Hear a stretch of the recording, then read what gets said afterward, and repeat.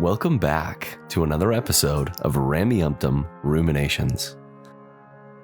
I'm the host, Scott.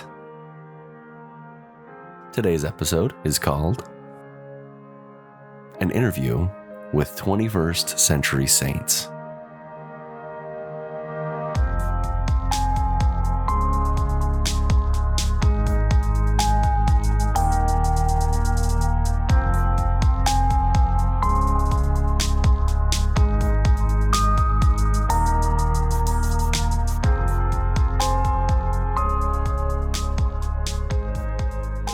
Hey, thank you so much for coming back to listen to yet another episode of Rameumptom Ruminations.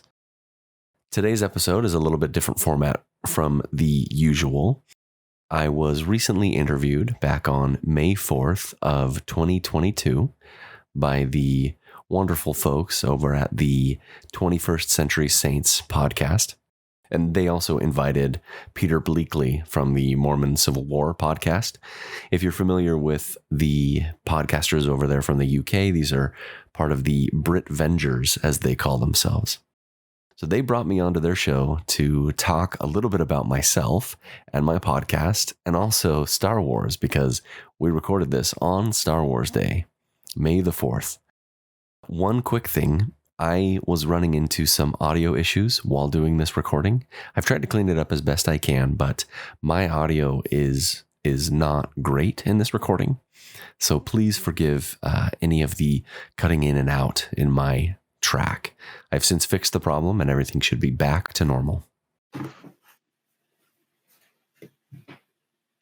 Welcome to 21st Century Saints, our podcast and live stream series for members, those affiliated with, those who have an interest in the Church of Jesus Christ of Latter-day Saints here in the United Kingdom and around the world. We are really excited for tonight's episode. Happy Star Wars Day, everyone, and may the 4th be with you. Our co-host tonight, okay, Alana is still not quite there yet, but may be able to join us in a little while. So if she jumps in, then excellent. And if we don't see her, then I'm sure she'll be hanging around in the chat a little bit later on. Tonight we have our co-host, Peter Bleakley from Mormon Civil War. Do you want to say hey, Peter? Hello everybody. Peter, you've got I'm excited. This is going to be a weird one. Out, right?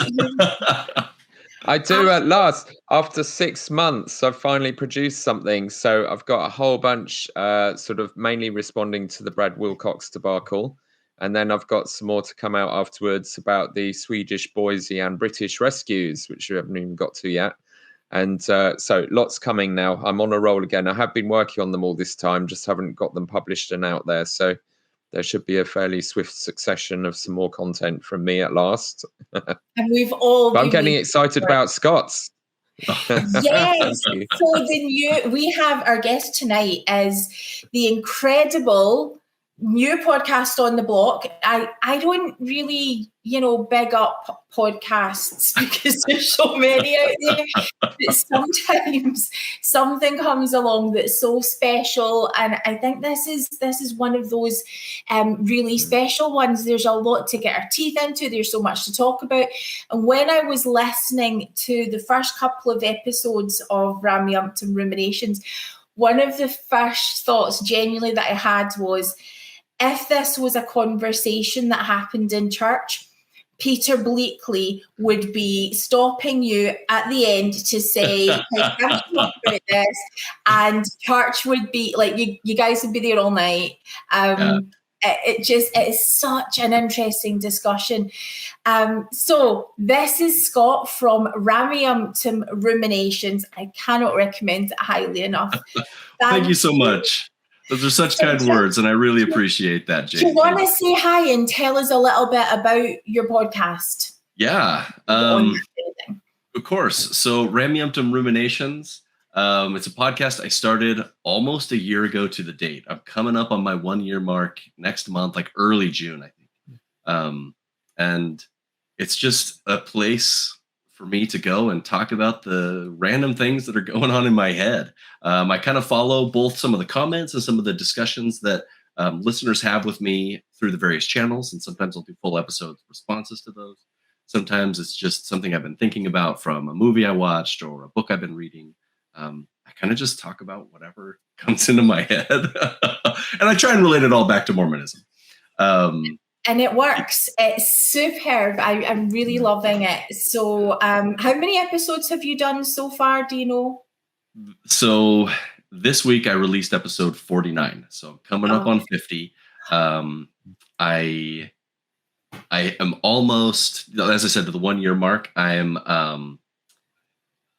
think when I hit 1 year, it will be episode 54. I did miss a couple weeks, but there were a few weeks throughout the year where I released extra episodes. So I think episode 54 52 should line up exactly with my 1 year. Well, happy birthday, Congratulations. And thank you. Also, happy birthday also to our friend and fellow Brit Venger Priesthood Dispatches is also celebrating this 1 year. We were at our 1 year mark a few weeks ago. So yeah, something seems to have happened last year that we were all like, let's turn the mics on, people. Yeah. But what happens when we have a really good podcast with a unique voice is we start to wonder a little bit about the host and what brought you there. And although you do, you talk about some of your background a little bit. A little bit. Yeah, I want to ask more about you tonight. So, of course. I will be an open book with one stipulation. My wife's story is hers to tell. Since she's not here, I won't share much about her, just to be respectful. Because I don't want to get in trouble and say something I'm not supposed to say. Which I say all the time. Oh my goodness. No, well done. That is incredibly respectful. Start us off then with so you were born in the church. What's pedigree? Tell us about life. So how much or little in depth do you want me to get into this? I can give kind of like a brief version, and maybe you could ask me more details about some of the things that might jump out at you. You know what I think we should do is, where does your mind take you tonight? Like what things are sticking out most to you, and we'll follow up. So, as you said, born and raised in the church, very normal Mormon background. I've never lived in Utah, so I'm not from Utah. I'm from the Pacific Northwest, Portland, Oregon. I live in a suburb just outside of Portland, Oregon. And so my experience with the religion was a bit different, maybe more akin to what yours is over there in the UK, where Mormons were not the majority. In my high school, there was just a handful, a couple dozen of us that were actually members of the church. And so my experience growing up was not typical from what those that grew up in Utah was. And it kind of gives you this feeling of, I'm choosing the right when everybody around me isn't. And so you kind of almost have this like holier than thou built into the religion, just because of the fact that you don't live around people that have all of the truth, according to the theology. I could go through a bunch of details. I developed through the theology a really unhealthy relationship with repentance and prayer, really self-abasing and unhealthy for my mental health. It led to some real severe problems. I didn't follow all of the laws of chastity, had to delay my mission for a bit. I did go. I served in Chile for the 2 years from 2006 to 2008.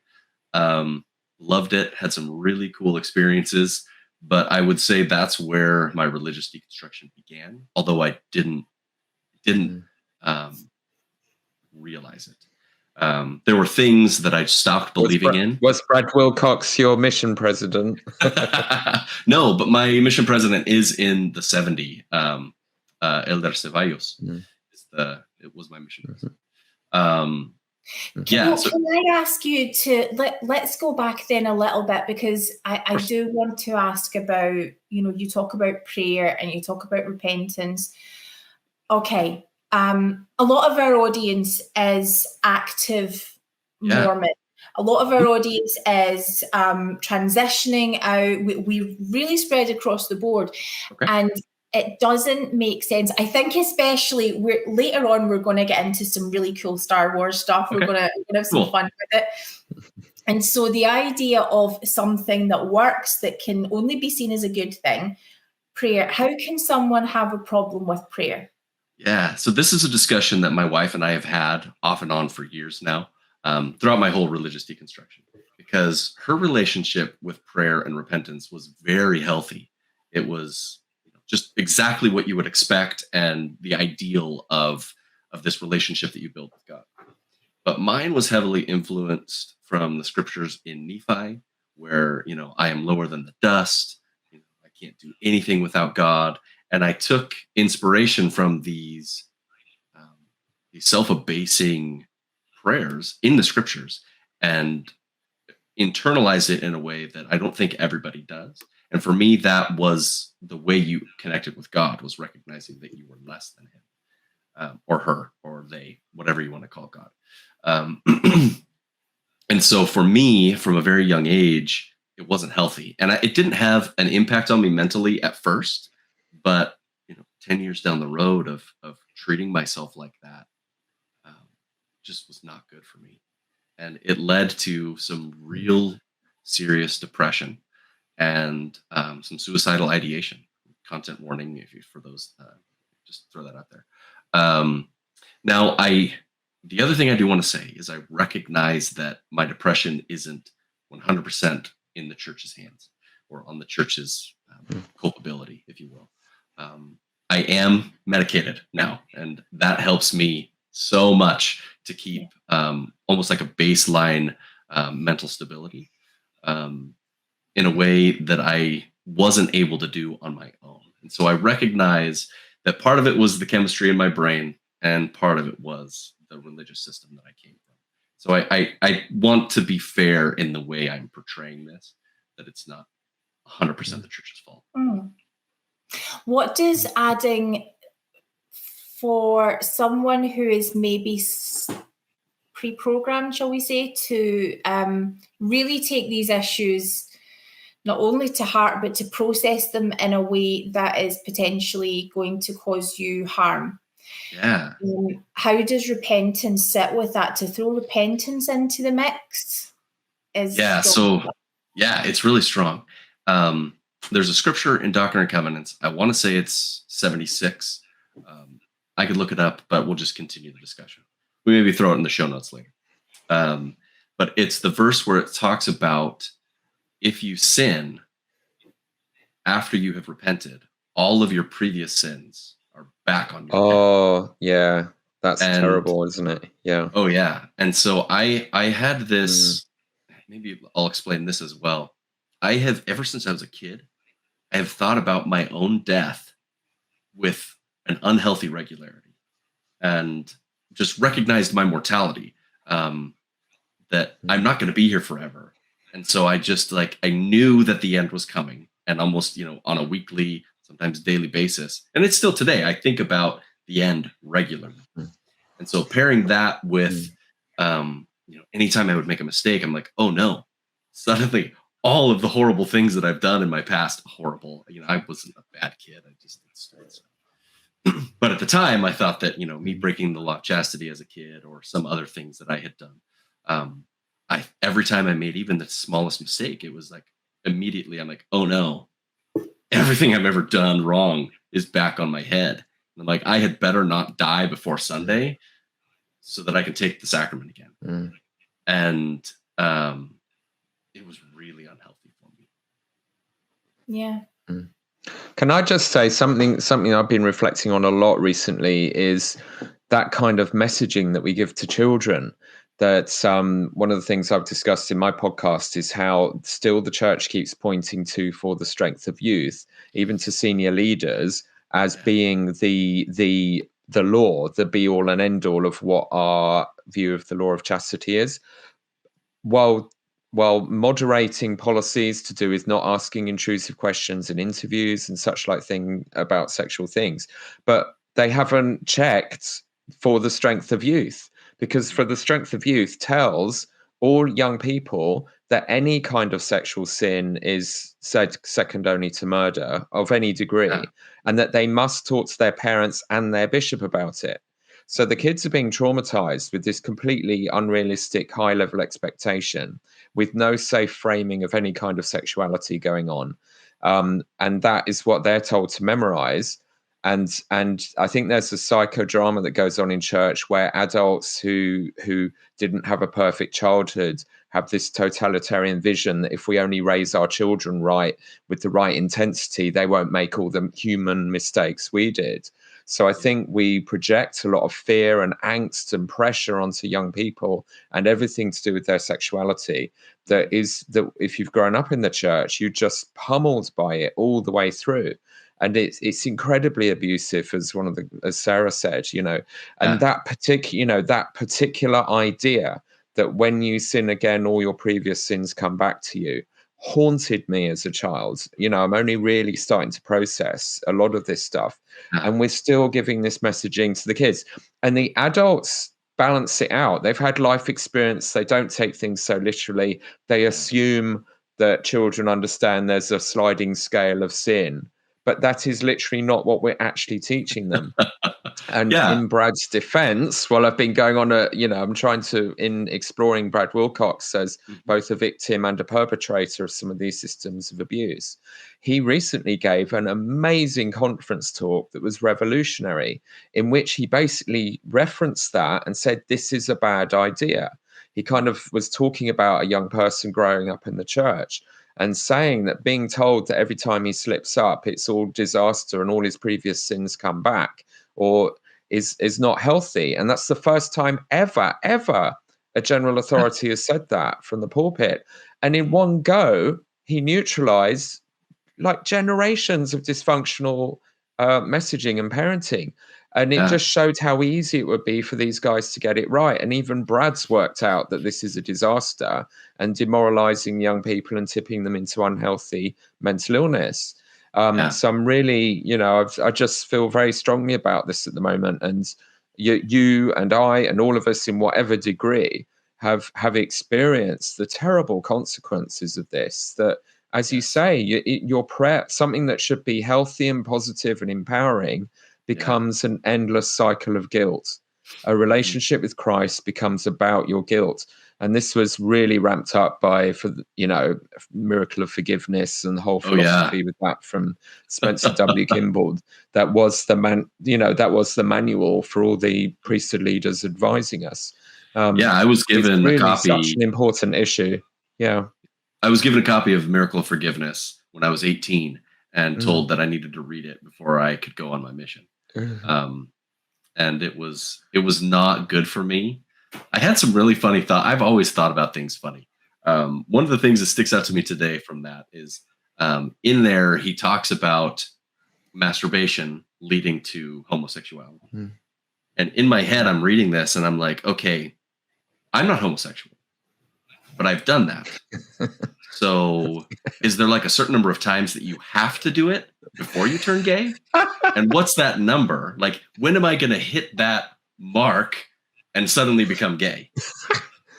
And I thought about that for way too long, and it still sits with me today. Anyway, I'm still not, so I don't know what that number is. Yeah. Can I take you back to when you didn't try hard enough? You're right. I did. Can I take you back to pre-mission? Did anybody recognize that you were having these feelings at all? No, and I think it's part of the culture, and maybe the culture within my own family, the culture within the church. Growing up, there was a real stigma around anything to do with mental health, discouraging of medication, discouraging of seeking therapy, that sort of thing. It's all looked down upon. Part of my intention with explicitly mentioning that I take medication is I want to destigmatize it. The way I look at it is no different than glasses. Like my brain can't function without medication, and it's just like glasses. Some eyes can't see without glasses. That doesn't mean the eyes are bad. It just means they need help. I needed help and I didn't get it. So often we talk about the messaging that children receive, and even in youth, we've got these awful guidelines in for strength of youth. And as much as those guidelines have been broken in horrific ways repeatedly, when it comes to mission prep, we're in a whole other problematic world there. All of the previous restraints are now gone because you're now preparing for a mission. Mm-hmm. Talk to us about that period of mission prep then. You know, I have always dove headfirst into whatever I'm focused on. And it was no different with mission prep. You know, I made sure to read through all of the scriptures, Old Testament, New Testament, Book of Mormon, Doctrine and Covenants, Pearl of Great Price before I left. I wanted to make sure that I had a good knowledge of everything jumping into it. And for me, the mission prep side wasn't as bad because I was excited. You know, it's what I had been told all growing up that it was what I was supposed to do, and I was going to have amazing experiences. And frankly, I did. There were a lot of things in my mission that I still can't explain away rationally. Things that could probably be considered miracles by those in the church.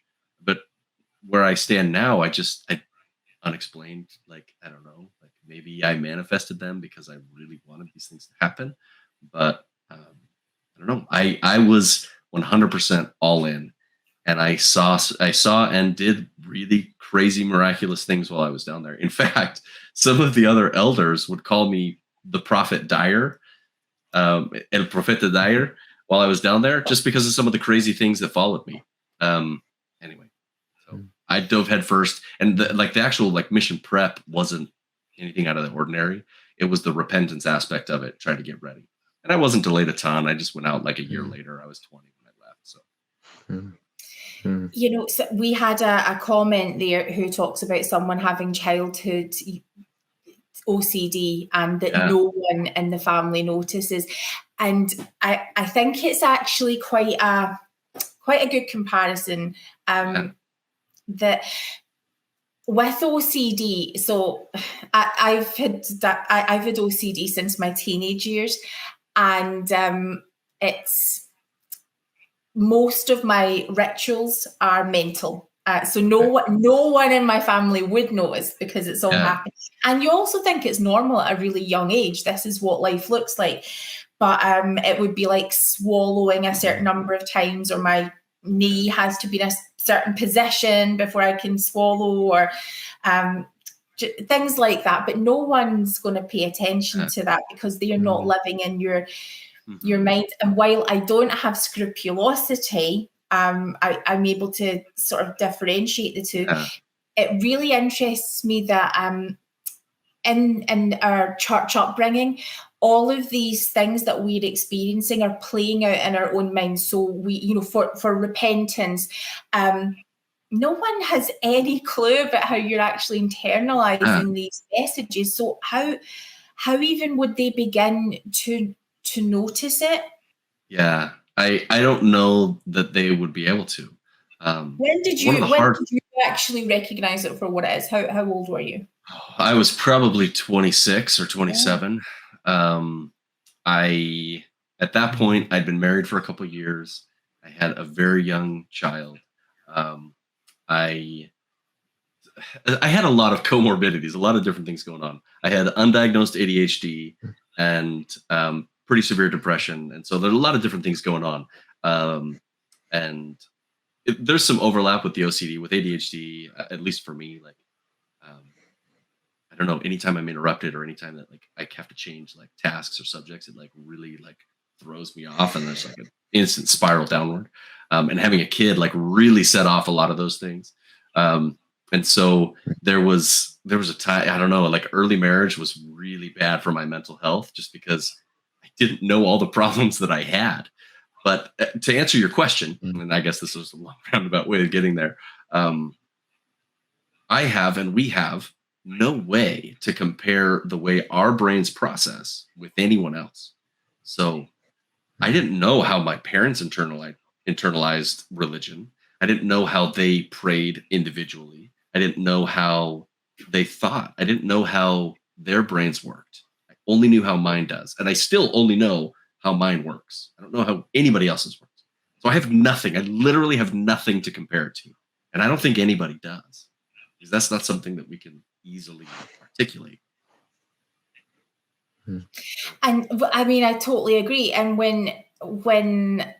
so I have a son who has learning difficulties, autism, a whole spectrum of things going on, that there are things that I wish I feel like I should be able to help with, but there's this barrier that when Alana has maybe experienced some of the same things.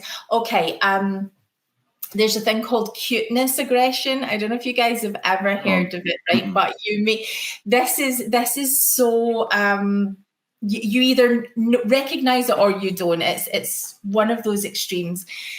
A lot of, especially women, will experience that when they see a baby. And the baby's so cute that you want to hold the baby. Most people have a kind of response of, oh, you know, that's cute, and they want to snuggle. Some people, you'll hear, I just want to give the baby a squeeze. Oh, I could just squeeze the baby. That's where it comes from. To the point where you have to take this baby away from me because I'm worried I'm going to hurt the baby. I really need to. It's called cuteness aggression, and it's a sort of the mind's attempt to sort of regulate and balance out this overwhelming feeling of cuteness. You need to have that release. So I have no idea what people are talking about when they experience that. Yeah, but it makes me think of Lenny from Mice and Men. Right? When you get that, and this is what's great about literature too, and therapies and counselling, is when someone gives you that insight into how your mind works, or how, in my case, how my son's mind works, you recognise that thing. This is awesome, and it's totally paradigm changing, and it opens everything up, and you're having this existential revelation type. Yeah, that's what that is. It is very, very cool. Everyone go for therapy, especially if y'all are Mormon. Oh yeah. So helpful. So how did the mission go? Oh, that's all right. Go ahead. So I've kind of got two things buzzing in my brain. So one is to get Star Wars with this, I'm C-3PO, and Jane is Yoda, and very empathetic. So I'm interested in what your sort of journey was during the. Yeah, not quite. No. What was it in your mission that kind of, because I've been ward mission leader 3 times and served a mission. I'm in my head sort of starting to prep an episode about what can we do to sort of save Mormon missions from being unhealthy in the ways that they are. So I'm really intrigued about what sort of triggered you to perhaps start thinking outside the box a bit more, but also just literally the place you're in, because in the sort of the narrative of post-Mormonism or nuanced Mormonism, Chile is quite important. We lived through the 80s where there was this sense that the church is huge in Latin America. The Lamanites are all converting. You can baptize a village, and there's this incredible pressure to keep up a huge baptism rate. And then we're now finding out most of that was baseball baptism nonsense, or a lot of it was, or that's the stories being told. And that Elder Holland had to go and spend months or years in Chile consolidating stakes and closing them down because only 2% of the members were actually active. And the missionaries have been baptizing dead people and all kinds of stuff going on with some very dysfunctional missionaries. And it was kind of a rehash of what we were living with the aftermath of. The original baseball baptisms happened in our country. So in the 50s and 60s, there was this incredible pressure that the British mission was the top baptizing in the world, and they had to keep it up.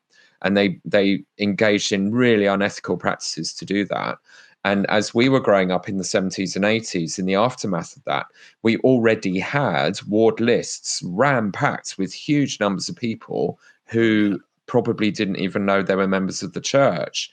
And to hear that then played out all over again in Latin America, I'm just so my facts and figures C-3PO brain is interested in your observations or witness of any of that going on, but also, of course, what was your personal journey? So give us both.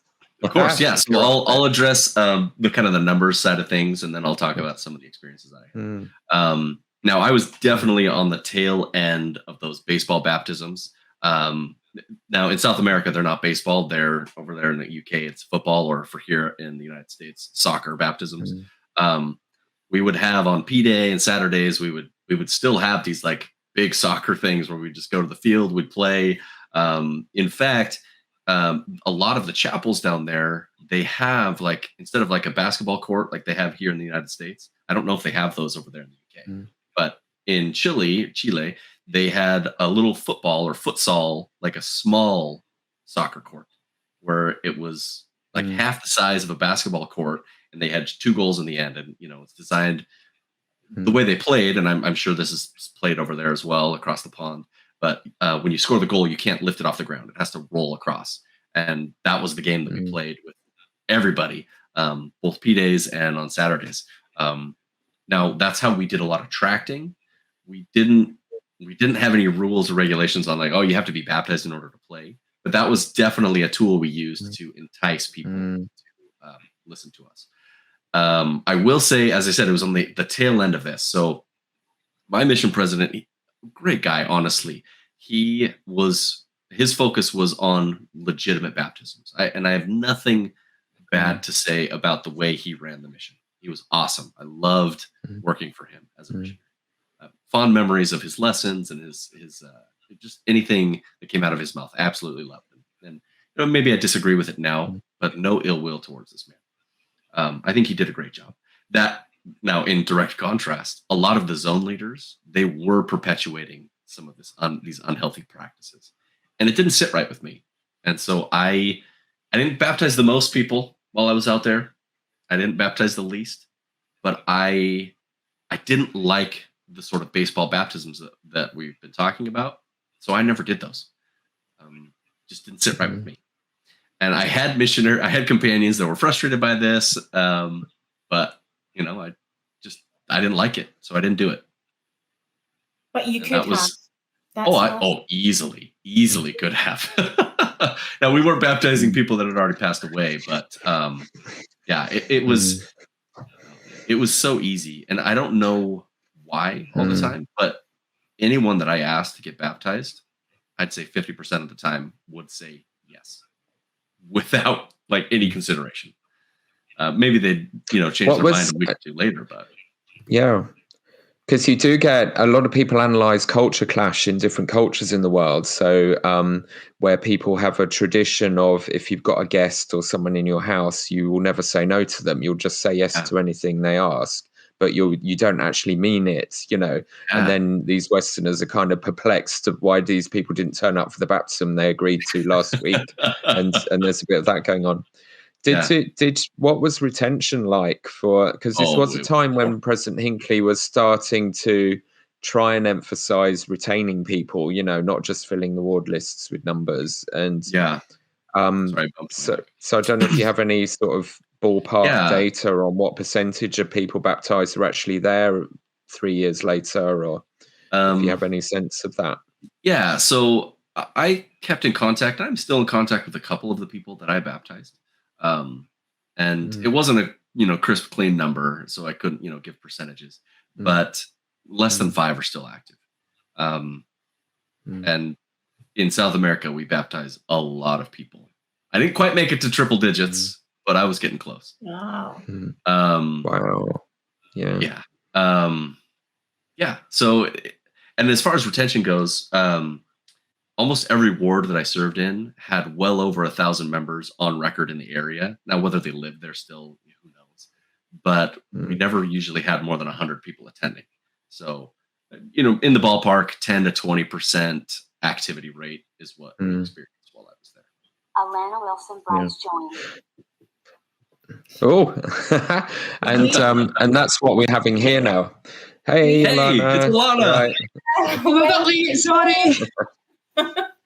Alana has been out for such a long time. We're just so happy that you're back. Okay? Yep. I got a bit held up, so I made it. Good.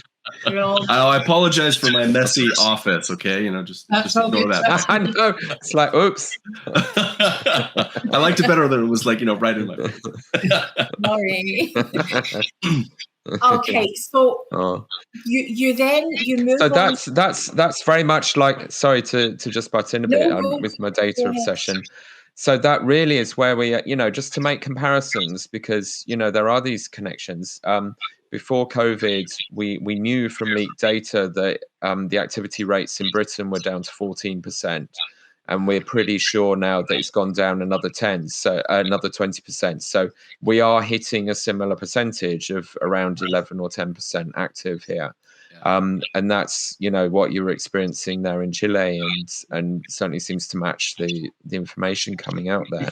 It just seems like so much effort for so little to show for it, just by having these dysfunctional obsessions with numbers and the burden that places on the few active members. This is very much a shared sort of pain that is being inflicted on us globally by these systems. Yeah, amazing. Did yours only just give you grief? So you said you had, they were quite keen for the numbers. Did you find yourself in conflict with them at points? No, however it worked out, I baptized or had a baptism, not every week, but it was almost every other week for the full 2 years. The mission training center for a couple months. But my entire time in Chile, it was like every other week I had a baptism. So I always had things going. They never came down on me as far as my methods because they were working. But I just never listened to them because I just didn't jive with me. And that's just who I am. I kind of, when a person in authority tells me what they think I should do, if I disagree, I'll just listen, nod, smile, and then continue doing my thing because it works. Do you have any contact with people that you once baptized? Do you still have a connection to any of the people? Some of them, yes. One of the gals that I baptized, she later married the elder that did her baptismal interview. I'm still in touch with them on occasion. So do you get a sense for how the church is changing amongst the people that you were once serving in that way? No, I don't have a pulse on it. I've always wanted to go back, but now it kind of feels weird. It's like if I go back and visit these people, it's like I'm not the same guy that I was, and I don't. So many people feel that way. Yeah, after they've served missions and deconstruct, so many people are concerned about speaking in case they affect the people that they once who made big life decisions based on the stuff that you were talking about then. What happens now? Yeah. And one of the things that I've always tried, at least with my podcast, is I try to allow space for people to disagree with me. And I would hate to both be the person who brought someone into the religion and then also brought them out. Like, I don't know, there's just something that feels wrong about that to me. So I haven't reached out to anybody afterwards. Well, see, you leave so much space in your podcast for the I don't know part. It's really, I find that really stimulating. You give us the space to think about it. You served for quite a while as gospel doctrine teacher. Yeah. Mm-hmm. So I, off and on over the course of, basically from when I got home from my mission to when I left the church, I taught gospel doctrine for the majority of my time. In young men's for a couple of years, but always back to gospel doctrine. And then the last couple of years, I was in the stake young men's. But by the time I got that calling, I was already so far deconstructed that I just basically wasn't even there anymore.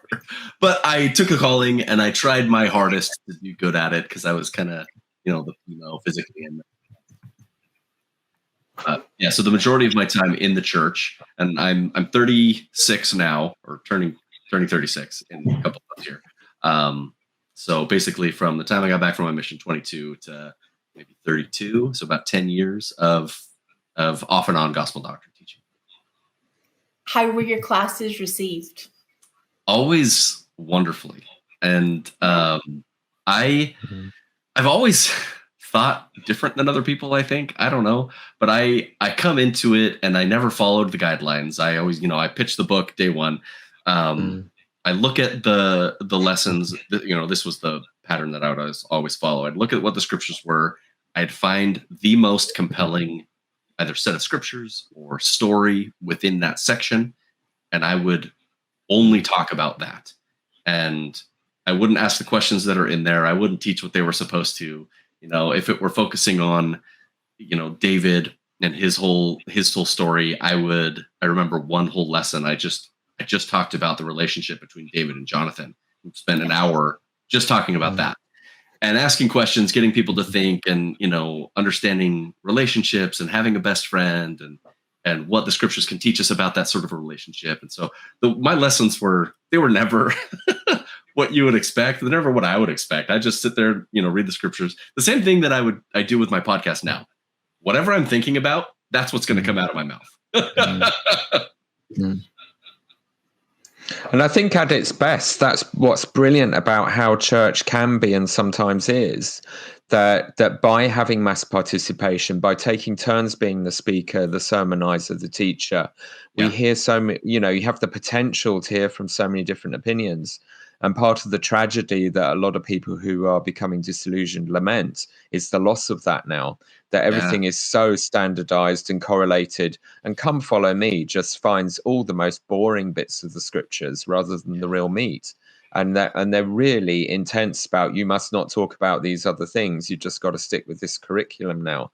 And it's a real loss. We're losing our intellectual breadth. We're losing our ability to have those wonderful conversations.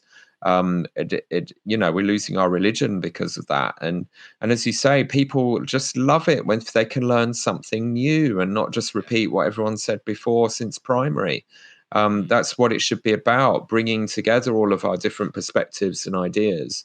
But it's become so paranoid now that if you do that these days, you can really kick up a storm. People react and get quite hostile because most of the, certainly in our zone, most of the liberal-minded people who could cope with that and thrive on it have gone. Yeah. So you're left with the people who don't, and they become the dominant percentage in the room. And it's a real change. There's a chill sort of come on using your mind at church. But I just think, but we know from our own experience, if you bring it with interest and new perspectives, people love it. They are also craving it. Well, that was, and I want to pull the "Come Follow Me" manual back into the conversation again just shortly. But Scott, that's kind of your story. Like, how come you're not still there? Because although you've got, come on, you've got meds now that are supporting you, and you know how to nuance it, you know how to set boundaries, you know how to do things the right way. Yeah. Oh, what the hell happened, man? So, such a good question. So it came to a head because it came to a point where I could not, for a long time, I could not sit through elders quorum. It was just so hard. Nothing against these men. They're saying what they believe. They're talking about religion in a way that makes sense to them. But it was stifling because I just disagreed with so much what they were saying. And I don't like contention. I'm very anti-contention. And so I just wouldn't say anything. Like, even if I disagreed with them vehemently, I'd just, lean over to my best friend, oh, this is what they said. And this is, this is why I disagree. And then eventually those conversations, those whispered conversations, we just had those in the hallway. So one of my closest friends, I've actually brought him onto my podcast. His name is Paul. He and I would have what we called foyer class. And he and I would sit in the foyer during the third hour at this time, because it was still the 3-hour block. We would sit in the foyer for the third hour, and we would have really in-depth conversations about scripture, about church history, and being really honest with church history. We'd talk about mental health. We'd talk about a full range of things. And it attracted attention. Some of the other elders would come and sit with us, and we'd bring them into this conversation. And some of my all-time favorite conversations that I've had within the church's walls were in those conversations, where we had, 5 or 6 grown men talking about depression and helping each other to cope, and recognizing that, this life sucks a lot of the time. Alana and I have had exactly the same experience. Exactly. That's awesome. And I think I think how it probably kind of started was I'm just going to share this. There was something really inappropriate that a teacher once shared in Relief Society that was so bad. Oh no. So absolutely outrageous to be shared in a Relief Society class. So bad, I can't even repeat it on air. It's that bad. What? Really? Oh, yes, you can. Come on. No. You can whisper it or like type it out. All right. Priesthood Dispatches specializes in this stuff. I'll tell him and let him filter it. But we had to either sit and not laugh or make our way out to the foyer gradually, one by one, just so we could crack up. And in the weeks that followed, we started, more and more people started to just realize, oh, hey, we can do that. In this case, it was because that was pretty, that was funny, that was horrific, that was let's all process. But we realized that suddenly the power was there that we could leave the classroom and, we would use the example, the spirits out there in the foyer too. Amazing things were happening in the foyer. Cool. The conversations with people who could not go into the classroom because it was so traumatic now, were suddenly empowered to do it. And those conversations, the real conversations, things got real in the foyer. And then you would have leaders who would be coming, trying to shoo everyone back into class. That was one of the things that really annoyed me, because there was this one specific leader. Now, I'm a grown adult woman, as the other people. Could we ask you to go to your classes, please? And I just wanted to say, well, you can't ask, but I'm going to tell you no. It was like some of my most spiritual experiences happened in that foyer. I had more of a church experience in that foyer than I did in the classes, because we were talking about real things, real issues, things that were affecting real people and not just the typical doctrine that we spoke about in class. And it was to tell the story. That's fantastic. I can. This is my husband. Okay. That's fantastic. He's a Nevermore. Okay. It's your own fault for never having joined the church. Or you would have known. It's choices and consequences, I'm afraid. Charlie's patiently waiting for us to get to the Star Wars stuff. This is stuff that's probably going to get me excommunicated from my family. Well, let me answer your question, because I didn't quite get there when I mentioned Yes, please. So I've got 3 children, and one of my last, because I've since snip had a vasectomy. My last child, she was born during the pandemic, and I had long since deconstructed religion, but I was still attending with my wife. During the pandemic, I stopped attending, or I stopped doing the online church. But her baby blessing was coming up, and we were putting it off. And also my oldest, he is he's 9 now, but he was turning 8. So his baptism was also coming up. And I think the bishop had an inkling that I no longer believed. And so he called me in before the blessing and the baptism, and he kind of asked me candidly, and perhaps I was too honest, but I laid out exactly where I stood with religion. And at that point, and still where I stand now, I'm not convinced that the Judeo-Christian God exists, and I'm okay with that. But I wanted to participate because I find value in the ritual. I find value in the ritual of blessing and introducing a baby to your community. I find value in a baptism, a coming of age. He's no longer a child. Now he's a young adult, and he's going to be taking these steps. Like I find spiritual value in them apart from what the religion strictly teaches. And so I wanted to participate, and I asked him if I still could. And the way I phrased it and the way I looked at it was, I'm still obeying all of the commandments, living an exact Mormon life. I just don't believe. And he made the decision that that wasn't enough for me to participate. And so that was when I decided to step away. And so I wasn't actively talking to anybody, trying to get anybody out or to agree with me. I was supporting my wife and believing my own way. And we were making it work. We made it work for a long while. And perhaps I was just too honest. But that was the catalyst that brought me out of the church. I had multiple conversations with the bishop. I had some really bad conversations with the stake president. Like I said, I was in the stake young men's at the time. So I knew of him, and my family's from this area. So he knew my family, and my brother had previously served in the stake callings with this guy.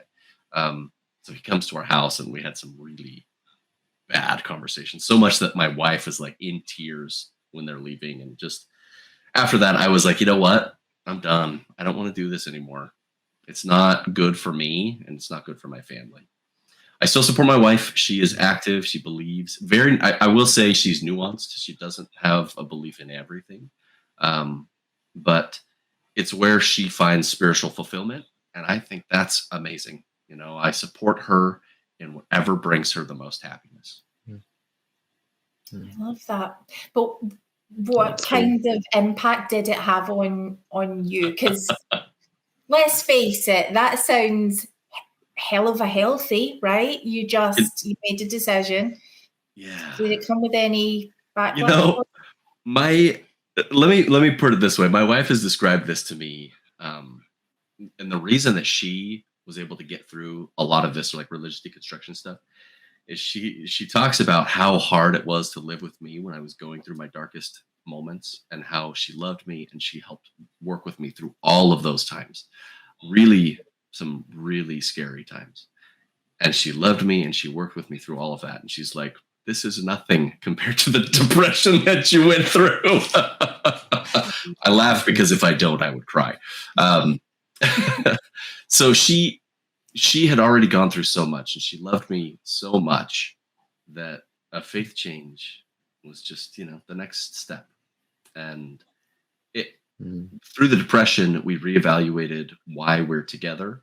And those reasons didn't change because I stopped believing. Some of the healthiest things that I've been able to see, especially amongst the men that I've spoken to who've been through a faith deconstruction, is when you have some kind of creative, or I think in your case, Peter, teaching, that kind of outlet where your spirituality is actually just taking a different form. How has the podcast, how has that sort of shaped where you are right now? Yeah. Deciding to do a podcast is well, it's not what a therapist would necessarily say. Have you thought about starting a podcast, right? How did you get there? Yeah, so a couple things led up to it, and I'll try and go as quickly as I can through it because we got to get to Star Wars. I have always been an avid reader. I love movies and comics and video games, and just any medium that there's a story that's compelling, I will just devour it, whatever it is. And that's where I found my spirituality, even as a member of the church. I just didn't know it. Right? I didn't make that connection that was what was feeding my soul, and not attending the chapel. And so that has always been a part of me. Then building off of that, this love of literature and discussing movies and books and all those things. Most nights, my wife and I, we sit down, we have these long conversations. We're both tired wrangling the kids. We're ready for bed, but we have these pretty deep conversations most nights. And for a long time, I was chatting almost exclusively about the church. And oh my goodness, did you know what such and such person did at so-and-so event? And I'm just like info dumping on her, like a wide variety of things, where it came to the point where she's just like, look, I get that you don't believe. I still do. I agree with some of the things that you're saying, but I don't want to talk about this anymore. And she's like, she just was done. She was done talking about it. But I had so much more I wanted to say. Like every time I learn something new, I'm just like, this makes my mind go this way or that way. And I just, if I don't say it, I might explode. And so I needed an outlet. And then the other part of it, I actually am part of another podcast. So I had all the equipment, all the gear, you know, the audio editing, the microphone, like everything I needed to run a podcast. And quick plug for that, I do an actual play D&D podcast with a bunch of my friends. Also been going out for about a year and a half in that ballpark. So much fun. 12-sided guys. If you like D&D, check it out. It's a blast. So I had all the stuff. We will stick a link in, but do you want to? So Alana is as far removed from geekness as you can possibly get. This is fun. So yeah. Do you want to? So the best way explain D&D. I will do it in one What sentence. is D&D? I've been forced to do this before. Dungeons and Dragons is collaborative storytelling. Everyone sits around a table. There's one person that is doing the setting and all of the minor characters. But then everyone else at the table is a main character. But the things that you try and do, they're only successful if you can roll the dice well enough. And it's just that. It's collaborative storytelling. And I've always loved storytelling. And I'm so passionate about just everything that has to do with the human condition. And that's why I resonate with Dungeons and Dragons. And so the same guy that I mentioned from Foyer class, he is the dungeon master in this group. And he and I have played D&D together for years. One of my best friends. And frankly, I probably wouldn't have deconstructed religion as quickly if it weren't for him. Because he was going down that same exact path, just a little bit ahead of me. And he helped me make some of the connections that my brain hadn't quite gotten to. Anyway, so I have D&D to thank for part of my religious deconstruction. Anyway. Can I just bear testimony of that? So at school, I'm the teacher godfather of our D&D club. Oh my goodness, I've that's never fantastic. played it in my life. But we have some amazing kids, like 14-year-olds, 15-year-olds, 16-year-olds. We've now got 3 dungeon masters going.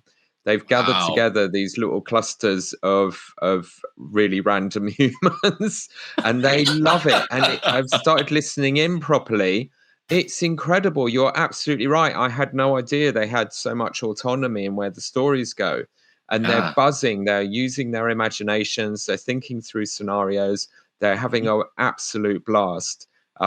Using their imaginations. It's literature, it's role play, it's social skills, it's strategy, it's dealing with life-throwing random things that you can't control. It's mathematics, it's I'm logic, so impressed with it. So much. Yeah. It's absolutely. I just anyone who's nervous about their kids doing Dungeons and Dragons, just throw them at it. They will learn so many skills at once. Oh, yeah. It's brilliant. Absolutely wonderful. One of the ways I was helping my kids learn math is I run a game with children. And they have to roll the dice, and then they look at their character sheet, and their character sheet tells them what numbers to add to the dice. And so it's just like these really simple math. But for a 5 and a 6-year-old, as my son's 8 now, it's really good repetition for them to start thinking mathematically. Yeah, I totally agree. My youngest son has he's doing the whole D&D thing, and awesome. What started him off was Magic the Gathering, sort of all the sort of cards, building a world from there. And what I've noticed in that community is, he was a very young kid. He would have been maybe about 11, something like that, and he was looking for a community to play with, and it was all sort of grown-ass adults, upper age teens to 60-year-old men, and we would go to this cafe where sort of I'm sitting in the corner, as he's totally welcomed and supported into this little community, and previous sort of mental health difficulties that he was having with expressing emotion and just processing anger, things like that, totally gone over the years. It's a very mentally healthy experience for him. So I would also give a shout out to that too. Yeah. That's fantastic. Yeah, I love all the local gaming stores. It's a blast. So we'll buy you a book, Alana. Get you started. So you That's started awesome. the podcast, and Yeah. So I started the podcast. Well, I recorded a couple of episodes. Actually, the first 3 episodes that I published, I recorded them, and I'm like, okay, what do I do now? I mean, I knew how to publish a podcast. I knew basically everything because I produce, along with my friend Matt, we produce the 12-Sided Guys podcast. So I knew how to edit it. I knew where to upload it, how to host all that stuff. But Dungeons and Dragons is like a very different audience than ex-Mormonism. So I reached out to Bill Reel, and I just shot him a message, say, hey, I'm Scott. You don't know me.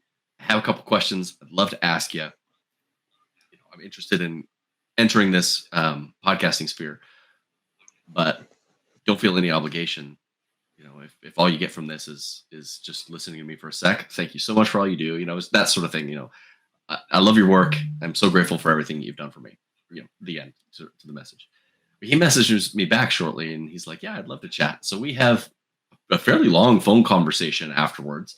And by the end of it, he's just like, show me what you got. Send me a link to what you've recorded, and I might bring you on to the brand. And I mean, the rest is history. So I sent him those first 3. We talked about it for a minute. I had actually already got my logo before I even chatted with him because I knew that I was going to do it. I just wasn't quite ready yet. And even the name, I have, again, this close friend of mine, Paul. I have him to thank for the name. But originally, it was going to be Ruminations from my Rameumptom, but I changed it to Rameumptom Ruminations. Sounds like a medical condition.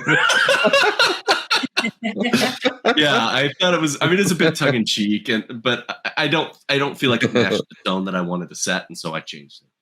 the name is awesome. The name is genius, and again, it's an appeal to sort of wherever you're at with Mormonism.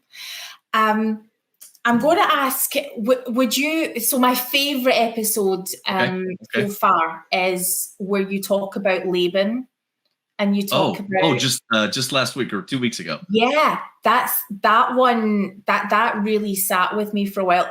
Could you give us sort of a notes version of that? The way and this is just me applying the way I look at literature to the scriptures. Oftentimes when I read a book or watch a movie, I like to think about the villain and their perspective, because to them, they are not a villain. They're the main character. And, whether they're fallen or making bad choices, they're still the main character in their experience. And so I come to the story of Laban, and I'm like, okay, Laban is the main character. He's in his mind, the good guy. What does that look like? And what does that change about this story? And what does that mean? He's the main character. He's now standing in front of God to be judged. If that's me, if that were my life that I lived, what would I say to God? Or what would my reaction to that be? And so I brought up some of the questions, and they're ideas that I'd presented before, but I'd never presented them concisely like a story like this. The easy contradiction here is Laban, maybe he had made some mistakes, but Nephi, who killed him, was commanded to do those evil things to bring about good. And so it creates this moral dilemma that I love, because suddenly Nephi is doing bad things, but he's still good. But Laban probably did good things in his life, if he were a real person. Sure, he did great things. Maybe he was an excellent father and, treated his kids with perfect kindness. But he's getting judged as this evil, vile person because he didn't want to give the scriptures to Nephi. And what does that look like? What does that mean for his judgment? Yeah. And it raises such big questions. People talk about was Judas Iscariot set up? Does there have to be a Judas? In which case, in religions that believe in foreordination and predestination, why was God setting him up? And again, with Lucifer, and in Mormonism, we have a much more elaborate narrative around Lucifer, about his fall and so on. and to the point where we're taught in the temple that you always have to have a Lucifer. There has to be this adversary for choice and for the opposition or things. Well, and that concept right there creates a really important contradiction. Where's the ethics? Yeah. Like if Lucifer was necessary for the plan, then he was following the plan in rebelling and doing what God wanted by not following God. And so suddenly he's doing what he's supposed to do, but what he's supposed to do isn't right. And how it isn't good, if you will. How is that any different from Nephi being commanded to murder? And he's killing someone. He's doing something that's objectively wrong, but God told him to. So how is Satan any different than that? He is leading people astray, but that's exactly what God wants him to do. Isn't it so fun? And I mean, it's only people's actual lives and judgment, and we're comparing everything to our own lives. What really rocked my world this week, and this is my segue into Star Wars. Okay. Is, and I'm going to segue into Star Wars via Under the Banner of Heaven. I'm sorry, I know everyone's talking about it, but it hasn't landed in Talk about it. It's fantastic. So most people who are desperate to see it over here, I think, have found a way to see it. Not me. I will not do it. I'm very familiar with the case and the, and the book and stuff. But it does, conversations like this that have a natural veer towards blood atonement and, God ordering the killing of people. Yeah. We were I was in Sunday school on this week, which isn't where I normally get to be.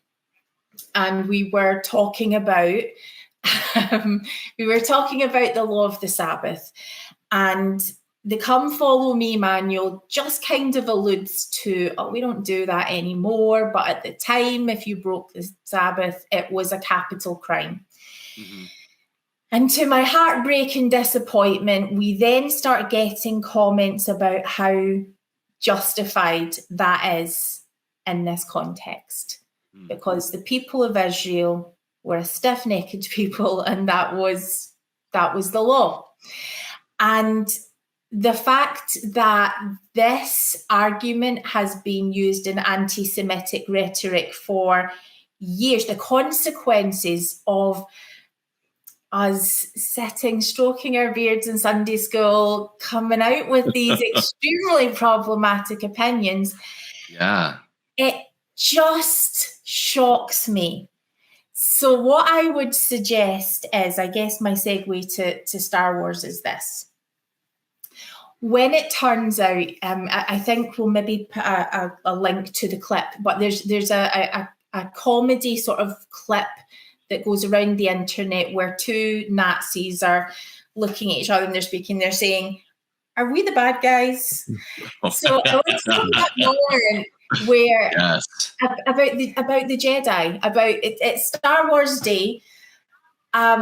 I grew up seeing a narrative of Star Wars like most people when it first came out. The good guys hold the blue lightsabers, the bad guys hold the red lightsabers. And I'm aware that this is all complete news to Alana, who just doesn't.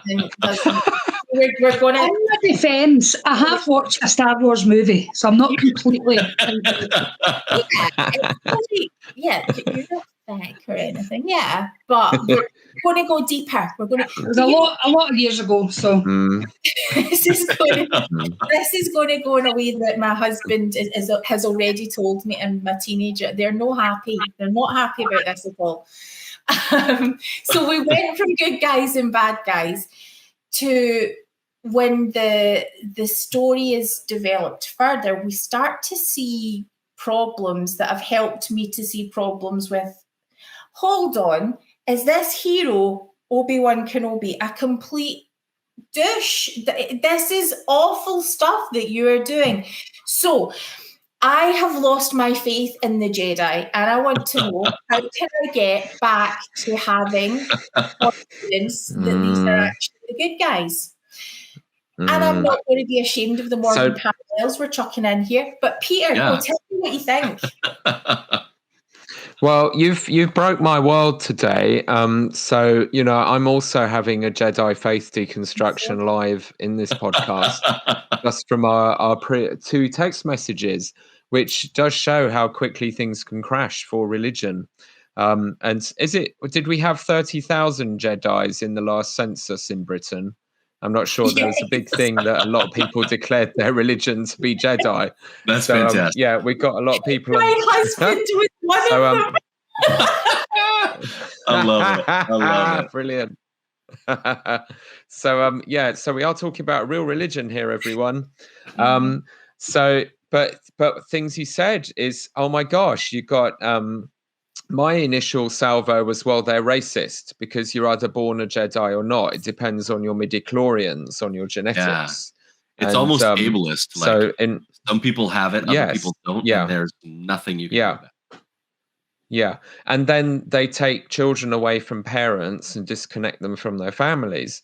And then Jane just broke me with her list. Before you go there, why are they taken away from their families? Thought control and... Well, because I think they've got... I think a problem with this is that they have this concept of non-attachment that's real similar to Buddhism or some of these Buddhism. Yeah. But they've taken it a step too far, and I think maybe it's a problem with the way George Lucas wrote it. But it's almost like they misunderstand what non-attachment is, and it creates a fundamental problem with the organization. The way they interpret non-attachment is you're not allowed to have attachments. But really what non-attachment means is you have attachments, love people, enjoy your life, but recognize that those attachments will end. And that's the concept of non-attachment. Everything will end.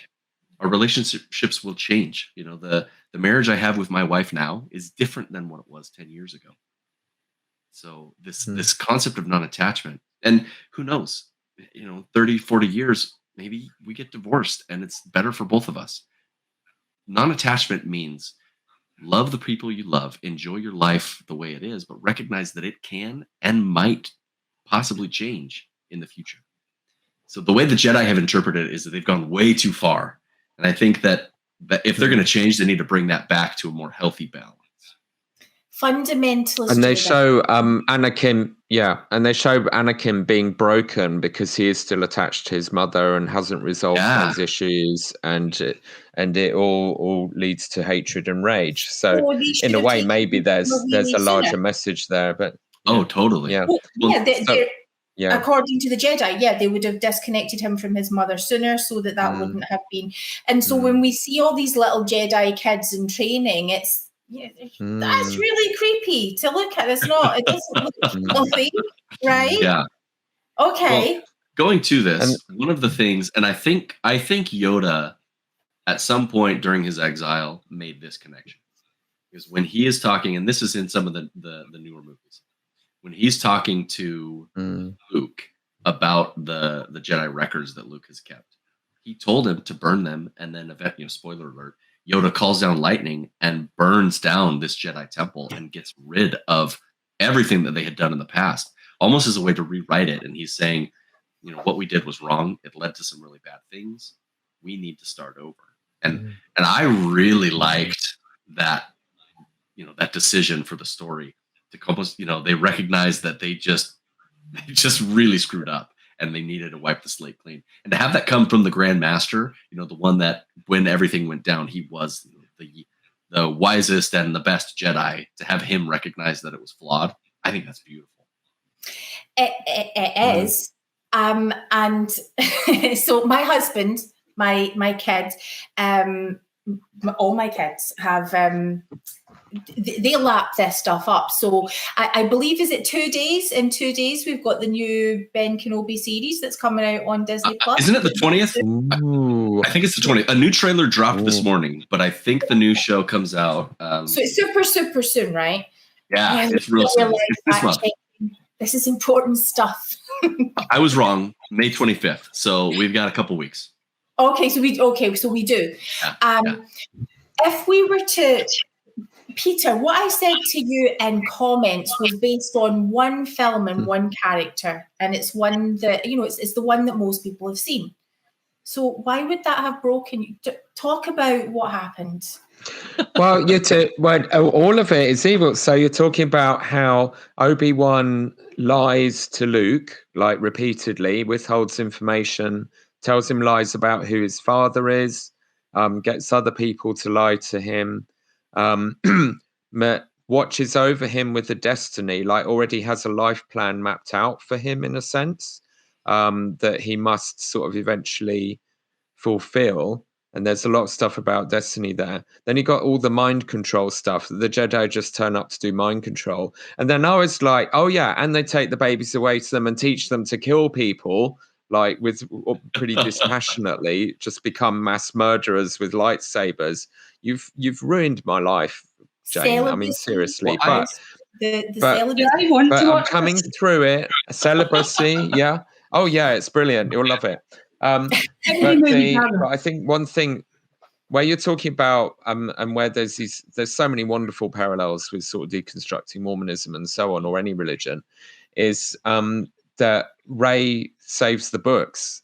So you know, there's this little moment when they're on the Millennium Falcon, and she's grabbed all the books, the original scriptures, and they didn't go up in flames in the temple, and she's holding on to them.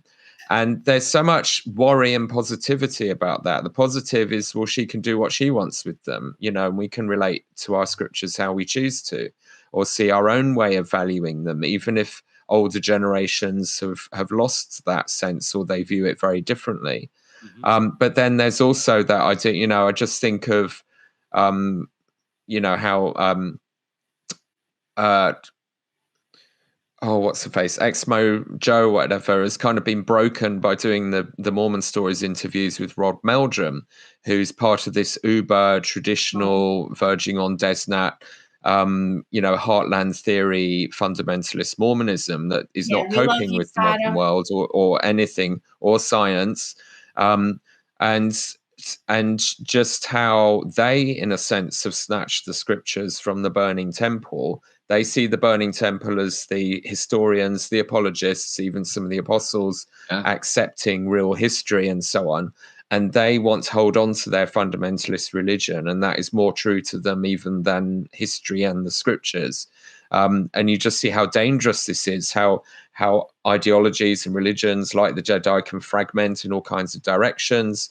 You got the dark sides of everything. You got new and the same things play out throughout history. So you have now building up in Star Wars a narrative of a recurrence of the new Vaders coming forward. You know, the new empire and the constant struggle and recycling old ideas, how they get over idealized. And you got all the struggles of what's his name? I'm forgetting everyone's name. I've got my lists here of Leia and Han's son, who is sort of trying to reconnect with his grandfather Darth Vader. Yeah, Kylo Ren. And so I think there's actually, it's getting quite juicy from a philosophical and theological point of view, you know, that these things are it's set up a narrative that seems very simple of what's ethically good or bad.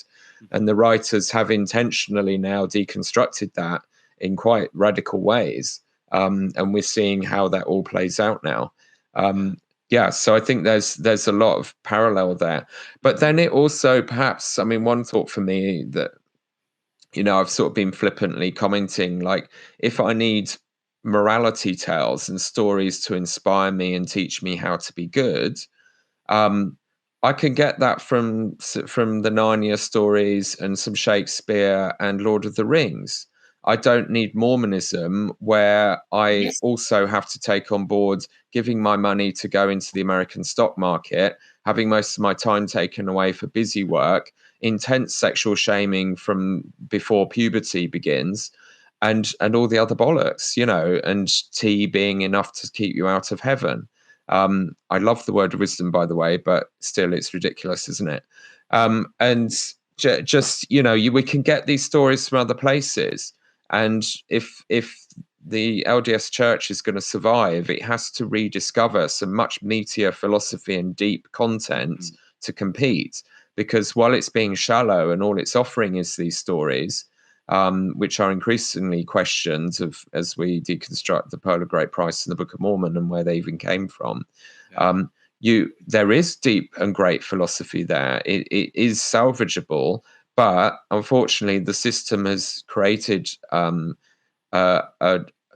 structures of power that promote to ultimate power the people least equipped to even understand what they are. Hence, they're now teaching the opposite of those fundamental principles. Hence, the Civil War. So I think, if Mormonism is going to come back, it has to be able to have these discussions. We have to take the real religion back out of exile, back out of the foyer, and put it back in the classroom. Yeah. And because it's all there. We are taught to think deeply, but then forbidden to. It's maddening. It's just stupid self-sabotage. Yeah. To bring it back to Star Wars a little bit, right what you're saying, it's almost this misinterpretation of what the point of these scriptures and the point of these stories is. I think that the Jedi misinterpreted this destiny.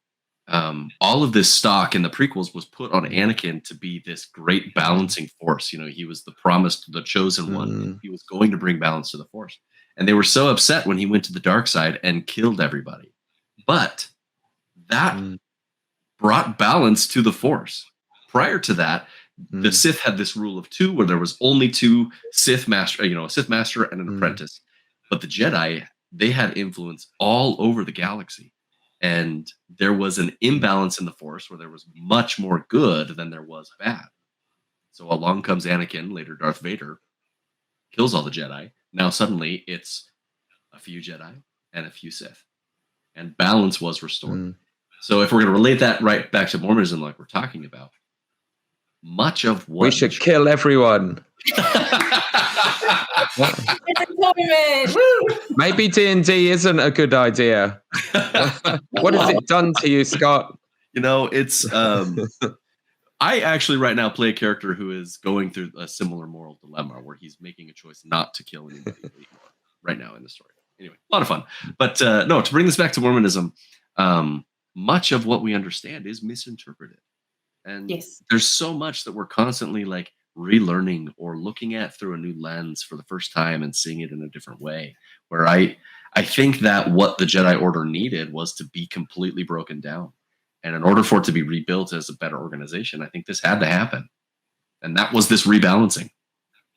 I agree. And to bring it back, though, just to the really simple stuff about the ethics of the Jedi, good and bad, we can see clearly from the, what achievement people are hoping to get from following a Jedi path to following the dark side. There are issues with emotions, and inevitably, if you feel anger, that is evil. That will lead you to evil.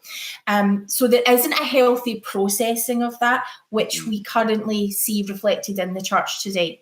Yeah. And could there be? Could we see more effective Jedi, or not going to full-on evil killing people mode, where Anakin allowed to feel his feelings and love and experience all of those natural things in a healthy way.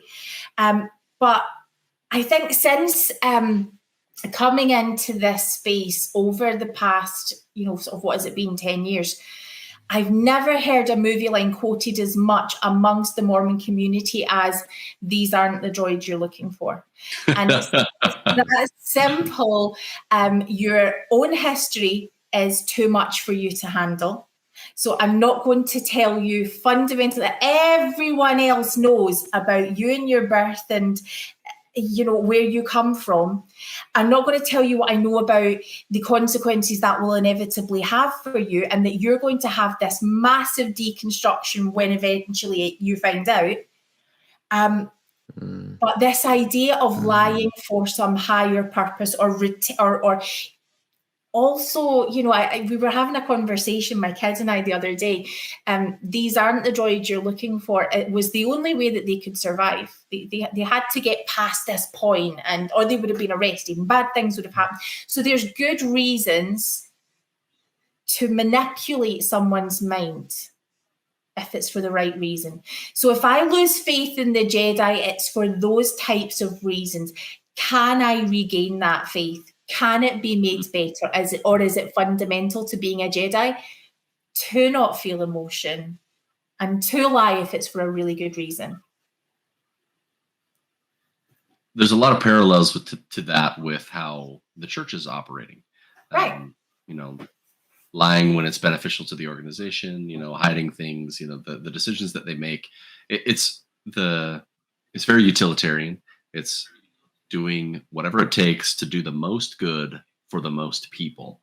And if doing something bad will bring about the most good, then it's okay.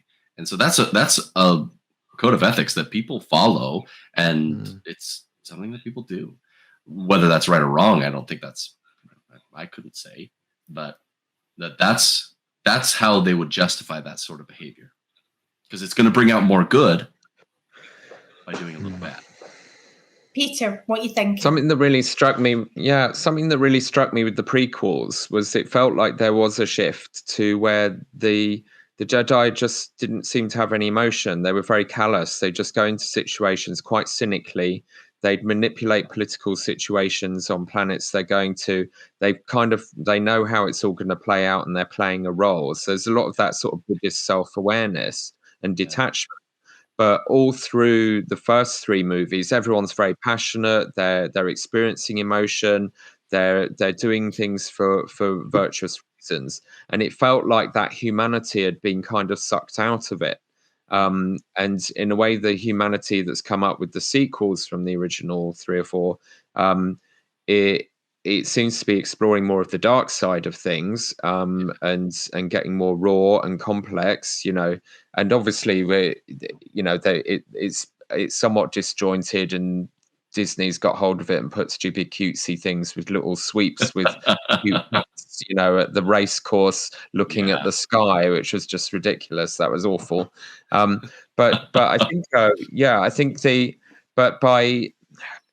it did in a way feel like how oblivious a lot of church members can be to the harm they cause, their indifference to other people's suffering, because they've got this higher purpose in their head, that they ignore the people they're trampling on and the ethics they're trampling on to get to their end results, to get the numbers, to get the right person in power, to manipulate cynically a global power situation. And I see that a lot in how when they are vaguely competent, the church leaders sort of think and behave. Yeah. My other thing really is that, and the analogy I use in the podcast a lot. Sorry, you make your point, Scott. No, I was just going to say, right along with what you were saying, in the prequels, the Jedi Order had become an extension of the Galactic Senate, where they were police force, they were politicians. Basically, everything they did had nothing to do with balance. Everything that they were doing was to make sure that the current order stayed in power. And they did do good things. That isn't just that they didn't have good missions and they were doing other things that brought about good. But their ultimate goal was to support the Galactic Senate. And I think that was fundamentally flawed, because, unbeknownst to them, you had Darth Sidious coming up and taking over the whole thing right under their noses. And so there was this big evil that they were just unaware of, because they had drifted away from working at balance for the universe, and they were just balancing the Senate. So that for me is the most powerful parallel to the church. Sorry, go on, Jane. No, that's it. I apologize. I've got a slight time delay, so I interrupt people. That's okay, Peter. The militarization of the Jedi. I guess I'm just hearing called to serve him, and all of these the whole Zion's camp concept. Yeah, and I associate Jedi with peace, and I don't know exactly where that came from. That was just what I saw the good guys as being. Peter, carry on. Yeah, I think, but I think what does come through is, in general, their motivations are on the good side, and the best people are the ones who rally to their cause and find them inspiring, because they are about life, and they've got political realism, but ultimately they're trying to promote democracy. And that is what the Senate's about. You know, it's meant to be a reasonably, but any democratic system can be corrupted. So, but I think for me, one of the most, yeah. I think one of the most powerful and something I reference a lot in my podcasts, I keep talking about this Sith arrangement, that you only need a couple who dominate a system and infiltrate it and are ruthless, that you don't need a whole network of people. You literally need a leader and the next person to inherit. And that is, you can trace this through the history of the church in the 20th century. George Buchanan, who I want to learn a lot more about, apparently it wasn't actually that religious. He didn't turn up for his own kids' baptisms, and he was off doing politics a lot of the time. But he was a big high status sort of figure. So when they managed to persuade him to come and be an apostle, he was like a great catch. And we know that how that messed up Joseph Smith earlier on with some of the great catches he brought into apostleship, and they turned out to be terrible, like Bennett and others. And then but racist, anti-Semitic, you know. Yeah, and then you have Joseph Fielding Smith, and then passing on to his son-in-law, Bruce R. McConkie, with McConkie Mormonism, this certainty, this fundamentalism, on to Ezra Taft Benson with intense politicized control freakery, Boyd K. Packer, who, and then on to Dallin Oaks now, and then Bednar, and then I've just been pointing out Jorg Klebingat. You know, his full-on Desnat manifesto in the last General Conference was extraordinary. And I think one of the most amazing moments, little insights we get, is this presentation that Boyd K. Packer gave to the All-Church Coordinating Council in 1993, just months before he started going for it and excommunicated the September 6th. And we have the text of his talk. I mean, this shows how incompetent they are, because if they had any sense, no one would ever have been able to read this thing, because in it, he bullies all of the other apostles. And it's a classic case of where Ezra Taft Benson's basically in a coma. And if you look at church history, repeatedly, the fanatics make their move when the king is weak or dying. So Bruce R. McConkie got Mormon doctrine republished as David O. McKay was dying, and kind of barged his way in to get permission from this dying man to republish after it had been, they put the kibosh on it because it wasn't Mormon doctrine. And this was a classic case of Boyd K. Packer taking his moments. And Dallin Oaks has done the same. As soon as Thomas S. Monson was incapacitated, Dallin got up at the pulpit and started with his plan talks, doubling down on homophobia and this new version of the religion where this church is not about the poor and the lost sheep and the sinners. It's just here to service the elite going to the celestial kingdom through the temple. And it's this repeating cycle. But what has staggered me is how you only need one or two people to do that, and assertively, and they dominate, they bully. They're so fanatically certain of their will that the more moderates don't compete because they don't have such a clear and obvious message. They're not going to fight. They're not fighters. They're naive. And he, in this talk, you can find it if you Google Boyd K. Packer, Church Coordinating Council, 1993. He basically says, we have to double down on a hard line. I hear all these letters, and he quotes them from the three categories: from intellectuals, from a homosexual, and from a woman in the church who's had an abusive marriage. And like the three categories, feminism, sexism, the intellectual, truth about history crowd, and LGBTQ people. And he acknowledges their pain, but he says to them, we have to be tough.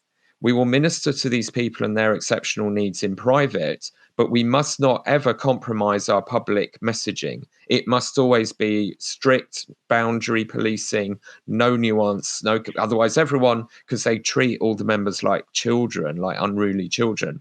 If we show any weakness, they'll all go off and sin, and that's the end of the church, And he specifically says to Thomas S. Monson, you won't like this, what I'm about to say, because he knows, because you're so compassionate.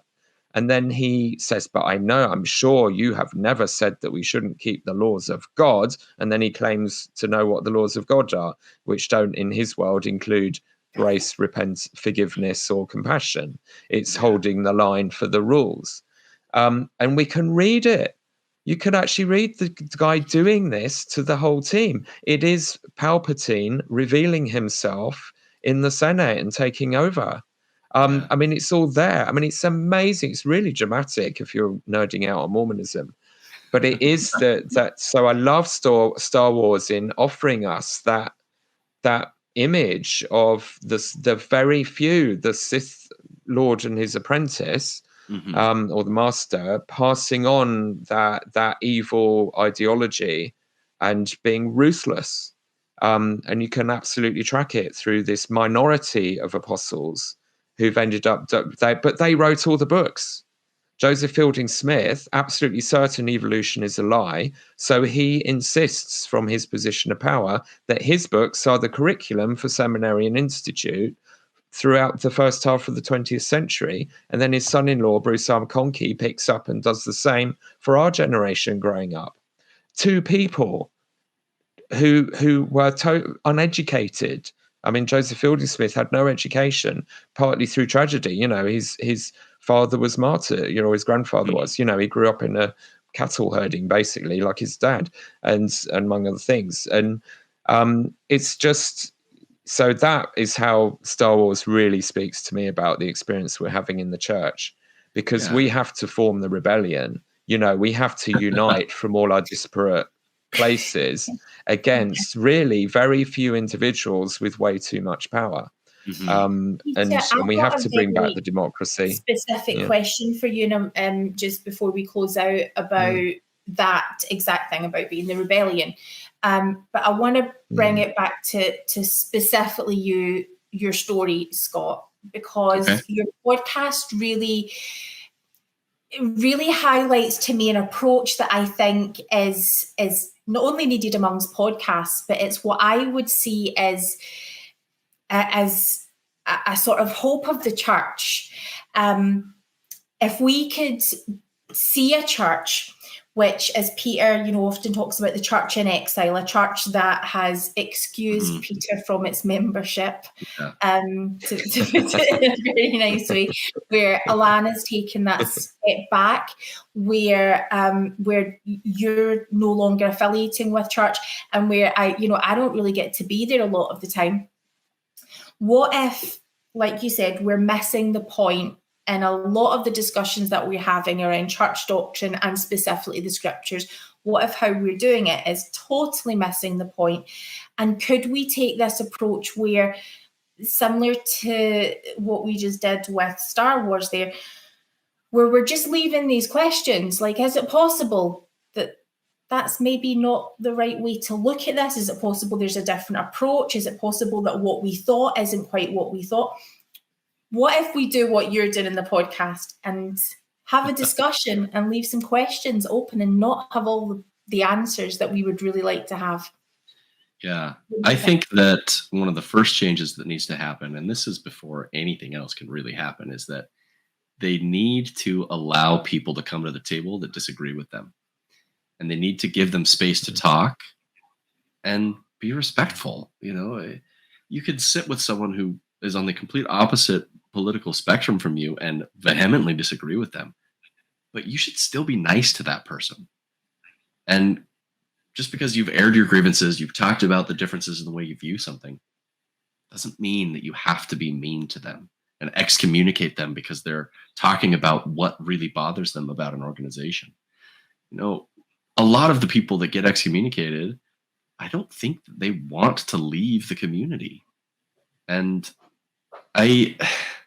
it's so sad to me, because when someone wants to participate, even if it doesn't look like an orthodox participation, and they kick that person out, that is so sad to me. Because honestly, the richest conversations that I've ever had are not with people that agree with me. I'm not, intellectually or emotionally filled in an echo chamber. And so if I'm going to sit and talk to someone, I would prefer them to, take a completely opposite stance on the Jedi from me. And then we could, battle it out. And, maybe I've been wrong the whole time. And maybe, this or that point, maybe it wasn't as strong as I thought. But how will I ever know that if I never talk to someone who disagreed with me? And I just think that there needs to be space at the table for everyone, no matter where they're coming from. And what if we don't need everyone to necessarily even choose to engage with coming to the table? What if we allowed foyer church to be? What if we allowed car park church? Like I'll joke about my husband being bishop of the car park. What if we just let that happen and let people engage how they want to engage? And if you feel strongly enough that you would like a voice, then making sure that we get to amplify the voices of those who don't really get heard. We got to see, the huge emotional moment for me in one of the last Star Wars movies was the moment where we got to see that I don't know if it's all along, but at some point in Leia's journey, Leia uses the Force. There is something that's happening with Leia's own power. You can see her authority has been clear all along, but it's been cemented that there's actually a whole raft of possibilities that we hadn't even necessarily considered, that we had a longing for, that we've never even been able to acknowledge our own longing for because it's never been presented as an option. Those are the types of things that excite me. Are you talking about Heavenly Mother? Are you talking about Heavenly Mother and female priesthood? I need to email and ask if that's what I'm talking about, because I'm not sure if this comes under. What I can talk about Heavenly Mother. I think that was the instruction from a recent. Yes, I'm probably not. It depends who's listening. Yeah, which is so sad because, honestly, there's such a rich history in ancient Judaism with Heavenly Mother. There are these little like Asherah statues that were commonplace in ancient Judean homes, and they are statues of the wife of God, and her name was Asherah. I mean, it is clear in this ancient practice that God had a wife. And it's one of those things where it's like, I don't know why the apologists or, the church doesn't say, this is a huge bullseye. Joseph Smith got it. He said that it was an eternal family. Her name's Asherah. Boom. It's one of those things that this could be a huge bullseye for the church, but it would dramatically change the way that they have to teach the doctrine. But it's there. And I would welcome those types of changes, even just talking about them. And this is what I love, is to be able to, my longing is to go to church and feel stimulated and interested, and having to go into the foyer to get that. There's now, in our ward, there's no one left in the foyer. We stopped coming through the doors. They've gone. And that's the really heartbreaking thing about it. Yeah. Peter, here's how it could work. Yeah. Sorry, just quickly on that. So some best practice. There are, we hear in the Bloggernacle just these little rare glimmers of hope. So there are some wards and stakes that have organized 2 gospel doctrine lessons. There's one for sort of the mainstream people who just want the lesson from the manual, but then they appoint someone who's much more radical to have a more freewheeling dialogue in version 2. So you literally have the foyer get in, brought back into the fold and allowed to do their thing. I mean, someone shared that, there are people experimenting with that, or having the gospel topics essays as the subject at least once a month in a Sunday lesson. So it can be done, if you have that imagination and you're not scared. And I think, we've got to bring those spaces back, and it can be done if they have the will for it at all. Yeah. I agree. The biggest things about that is just the gospel topics essays in themselves don't have to take away from faith. Yes, they have implications on what the doctrine maybe should change to, or what things that might need to be different, but that doesn't need to mean that the church isn't true just because it's uncomfortable. Yeah. I mean, Peter was talking about earlier on. Peter's having a Jedi faith deconstruction, but I'm assuming is not going to stop watching Star Wars, right? I mean, could it be okay if it did? If it changed the way your faith looks? Isn't that what's supposed to happen? Peter, I'm going to come back to you, and I know there's a point that you're going to make, but if I could also just ask you, as part of your as part of your experience when you had your church disciplinary trial, you had spoke about one of those famous Star Wars quotes that was actually from Obi-Wan himself, where he talked about, "If you strike me down." So first of all, I'd like you to talk about that quote for a second and give it its context. And second of all, if you would, was that a threat? Because I think it was perceived as a threat. What does it actually mean? And thirdly, where are you with that? Where has it taken you? What have you come to? So when in my sort of conversations with my stake president, who at the time I think had only been a member for 10 years, he was a convert, very intellectual, very thoughtful, very much sort of loving the church as it is now, but perhaps not viscerally aware of how it has been. So perhaps didn't relate to a lot of where my pain was coming from and concern about the institution, because his experience of it had been quite modern and fluffy. And I spent a lot of time just splurging at him, trying to educate him about Mormon stories, about the world out there, about these systems, and so on. I'm sure I babbled for hours, the poor guy, and it was information overload.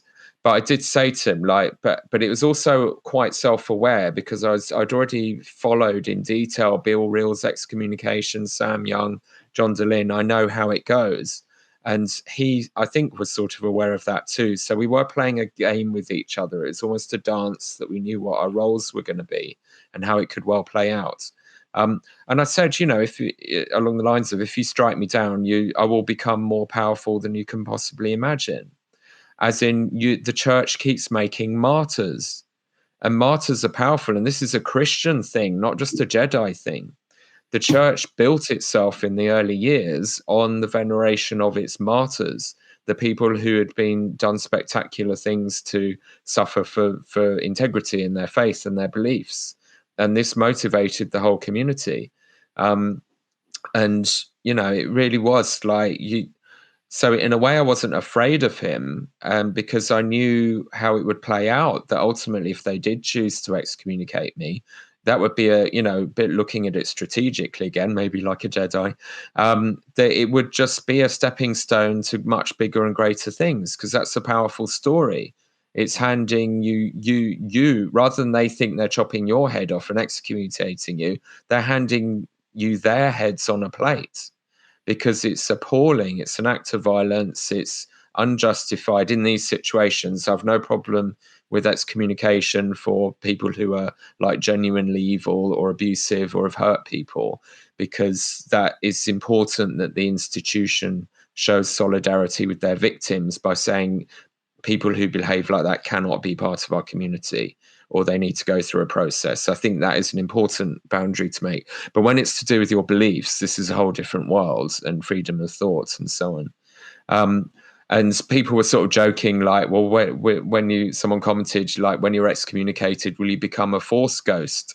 So I started using this little graphic of Yoda and Obi-Wan and myself as Force ghosts, with my apostasy hat on. And we've had a lot of fun with that.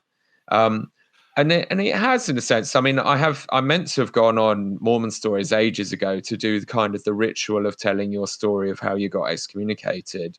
And it kind of got sabotaged by John himself saying, well, before that, I'd like you to make an episode that summarizes your very waffly podcast that we can put out, and then we'll interview you. But that's going to take a year, because he wants it to be a bloody movie. So it's going to take ages, but it's going to be brilliant. I'm going to make it as good as we can make it, Yeah, I've asked so in for a sense, as Peter's stake president. Like, I want to do a dramatic reconstruction. We're going to do role plays. Yeah, Lana's going to do the musical numbers. Yeah, that's awesome. That's fantastic. Be brilliant. So that's all that. So, but yeah, because it is very empowering. Every week I'm more powerful in myself personally, and this is the journey I'm kind of on now, more than as well as the institution, the voice that I can have as someone who's been through this and can analyze it and reflect on that experience and what it shows us about the larger state of the church. But very much, these people don't have power over me. They can't keep me busy with the Mormon busy work. And so many guilt trips go away when you haven't got a calling, or people to home teach and they're not there on a Sunday. And did you phone them? And should you have offered them a lift? And all that, the guilt narratives that you just normalize growing up in the church, it's all gone. It's so liberating. Yeah. But institutionally, where we talk about creating these safe spaces to speak at church, whether intentionally or not, 2 or 3 years ago, the church played an absolute blinder to ensure that there will never again on a Sunday be an open-minded conversation. And it was with one simple act. They killed the gospel principles class. Mm. So gospel principles was for investigators and new members to go to during Sunday school. They come to Elders Quorum and Relief Society, but at least in gospel doctrine, while they're being fed the milk, you could discuss the meat in gospel doctrine. But now, and you couldn't in Elders Quorum and Relief Society because you have all the investigators and the new members there, and everyone's absolutely walking on eggshells the whole time that these people will not find out all the crap we want to break to them gently over many years too quickly, which is, again, this dysfunctional, dishonest narrative we have in the church. Adam God, racism, sexism, all of these things that we hope they won't find out about too soon, and we've been hiding from them as investigators usually. Now every gospel doctrine lesson is a missionary lesson, and we've got missionaries back for the first time in ages. We've had a flurry of baptisms. We had 4 baptisms recently, which is brilliant, but I'm even behaving like I cannot say a fraction of what I was feeling comfortable saying when we didn't have the investigators in the room, because I've been a missionary. I'm not going to go and sabotage it all. I'm not there to, I want them to have a positive experience. But just that one strategic thing has changed everything. We can never again, as long as we've got missionaries and investigators and new members, we will never have the adult conversation in gospel doctrine. It's now dead. All gospel doctrine lessons are an extremely paranoid missionary discussion now. That's it. They've killed it. And there is nowhere you can talk safely now. You just can't. So we need to move to podcast to supplement that. Sorry, Scotland. No, I was just going to say. Some of my favorite storytelling methods are when the writer, director, whoever the storyteller is, they treat the audience as an intellectual individual. I don't think that new investigators couldn't make those jumps, couldn't come to the connections or follow along with a lesson. There's no reason that they shouldn't be able to have a hard conversation. We don't need to treat them as children. They're not children. Just because they don't know all the concepts. I get what you're saying, but I don't think that it has to have the impact that it has had. But it would take really brave individuals to hold a lesson that might be uncomfortable for some. Yeah. The longer we don't talk about the stuff, the more difficult it gets to bring it up. And I think new members can absolutely be told a lot of really difficult stuff. As long as we give them realistic expectations, they'll be fine. They love this church. They love the people. They've had a good experience. We can let them know from the start that we're a work in progress. But we've got a top leadership who insist on their infallibility. And they've brainwashed a lot of people to believe it too. We had one dialogue in Gospel Doctrine last Sunday where you still attend weekly, talking about how. Oh yes, yeah. I'm there. I'm watching it all. I'm partly witnessing the crash, but yes, absolutely. I'm holding my place. I'm still wearing my garments. They can't. Why should I give them that power over me? I decide what my religion is. Thank you. And so you said something there that I think is really important. They don't have that power over you, and I think the whole act of excommunication is them acknowledging that they don't have that power over you. And to an effect, it's them saying, I'm no longer responsible for your spirituality. Yeah. Just a thought. But also shut up. Yeah. So I think, exactly. but what I brought in.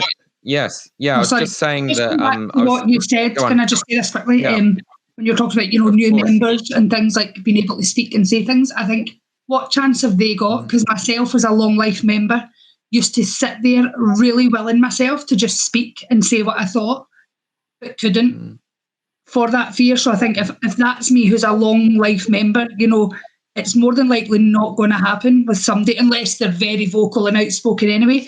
Because I think so many times I sat there feeling so uncomfortable, not agreeing with what they were saying. It really impacted me and hurt me. And again, I always feel like they're okay with other people feeling uncomfortable because we don't agree with them. But if we speak up against what they feel comfortable with, that's not okay. Yeah. So it needs to work both ways, where everyone is okay with feeling a little uncomfortable. Some of my family members left gospel doctrine lessons and things. They had to walk out because they couldn't listen to it. It was too painful. And I think, and that should not be happening within the walls of what they cry is the Church of Jesus Christ. That shouldn't be the case. And they really need to look at ways to change that. Yeah. And something that's really striking me is to be conscious of, now that most of the Liberals have gone, how many of our members in Britain and places outside of Utah are converts. They never did seminary. They never did institute. So they don't even know, like, the censored version of the history. They haven't gone that far. Literally all they're going on, most of them, is gospel doctrine manuals and what the missionaries taught them. And then I'm like, they don't even have the same religion as me, because they love all this rigid boundary policing. They love being Pharisees. This is their religion. It's what they've latched onto and been taught to adore. But then you have those moments where they did respond to our lessons in gospel doctrine, where we introduced them to new things. And you could see that hunger within them as well, that they want Christianity. They want something deeper. They want to be challenged to become like God rather than told how to behave. Yeah. And it's this tension, it's this constant, even within people, that's so tragic, because we could unleash wondrous, beautiful, mind-expanding philosophy and thought and theology and religious community if they got rid of that fear, and if we got rid of the leaders telling them that they're perfect and infallible. Because as soon as you have that, you can't ever discuss a problem. Yeah. One of the aspects of this is the church doesn't want to accept that everyone is a cafeteria Mormon, but everyone is a cafeteria Mormon, and everyone is pretending like they're not. But every single member that sits within those walls has a unique understanding of the church, a unique perspective that they're coming from their family or from the scriptures that they've read. Some people haven't read Doctrine and Covenants or even the Book of Mormon, and so they're going to have a different understanding of the religion. Every single member of the church is a cafeteria Mormon. Scott, could you I just always pull back to this, just for anyone who might not know what a cafeteria Mormon is. Could you just explain that? Of course. Yeah. So cafeteria Mormon is this metaphor that the theology is this cafeteria, an all-you-can-eat buffet, and every single doctrine is a different food item on the menu. And we're told that we're supposed to eat every single food item on the menu, but everyone goes in there and only eats the things that they like, or the things that jive with their soul. And there's no two people that go, you go to the buffet, we can all four go, and we're going to all get a different plate of food. And that's wonderful. That's beautiful. But everyone is pretending, and they're all sitting there at the table eating this unique plate, and they're pretending like, oh yeah, we got the exact same thing. These potatoes are great. Oh yeah. And none of them are eating potatoes. Thank you. That's the idea of cafeteria Mormonism. I'm going to come round everyone to get some closing thoughts as we wrap up. I'll come to Alana first, then Peter, and then we'll have some closing thoughts from you, Scott. You don't need to put me on the on the spot like that. Yeah. So, Alana, do you want to share some thoughts? I noticed that you had really responded whenever Peter talked about the lack of guilt for not doing things anymore. So I was thinking of that, but also everybody wants to know how you're feeling. So, yeah. Just in general, how I'm feeling, or do you mean from my sickness? Yeah, This is the longest I've been unwell for a while. I took unwell on Saturday, and today's the first day I've really been on my feet. So I really related. It's so funny because I quickly messaged you and I'm like, I don't know what to talk about in closing comments. And she's like, just talk about what you nodded, what Peter was saying. And I went, I can't remember what I nodded at. Well, genuinely I do. So I really related to that because twice in my life I've really felt that release of the guilt, and that was the first time when I was excommunicated.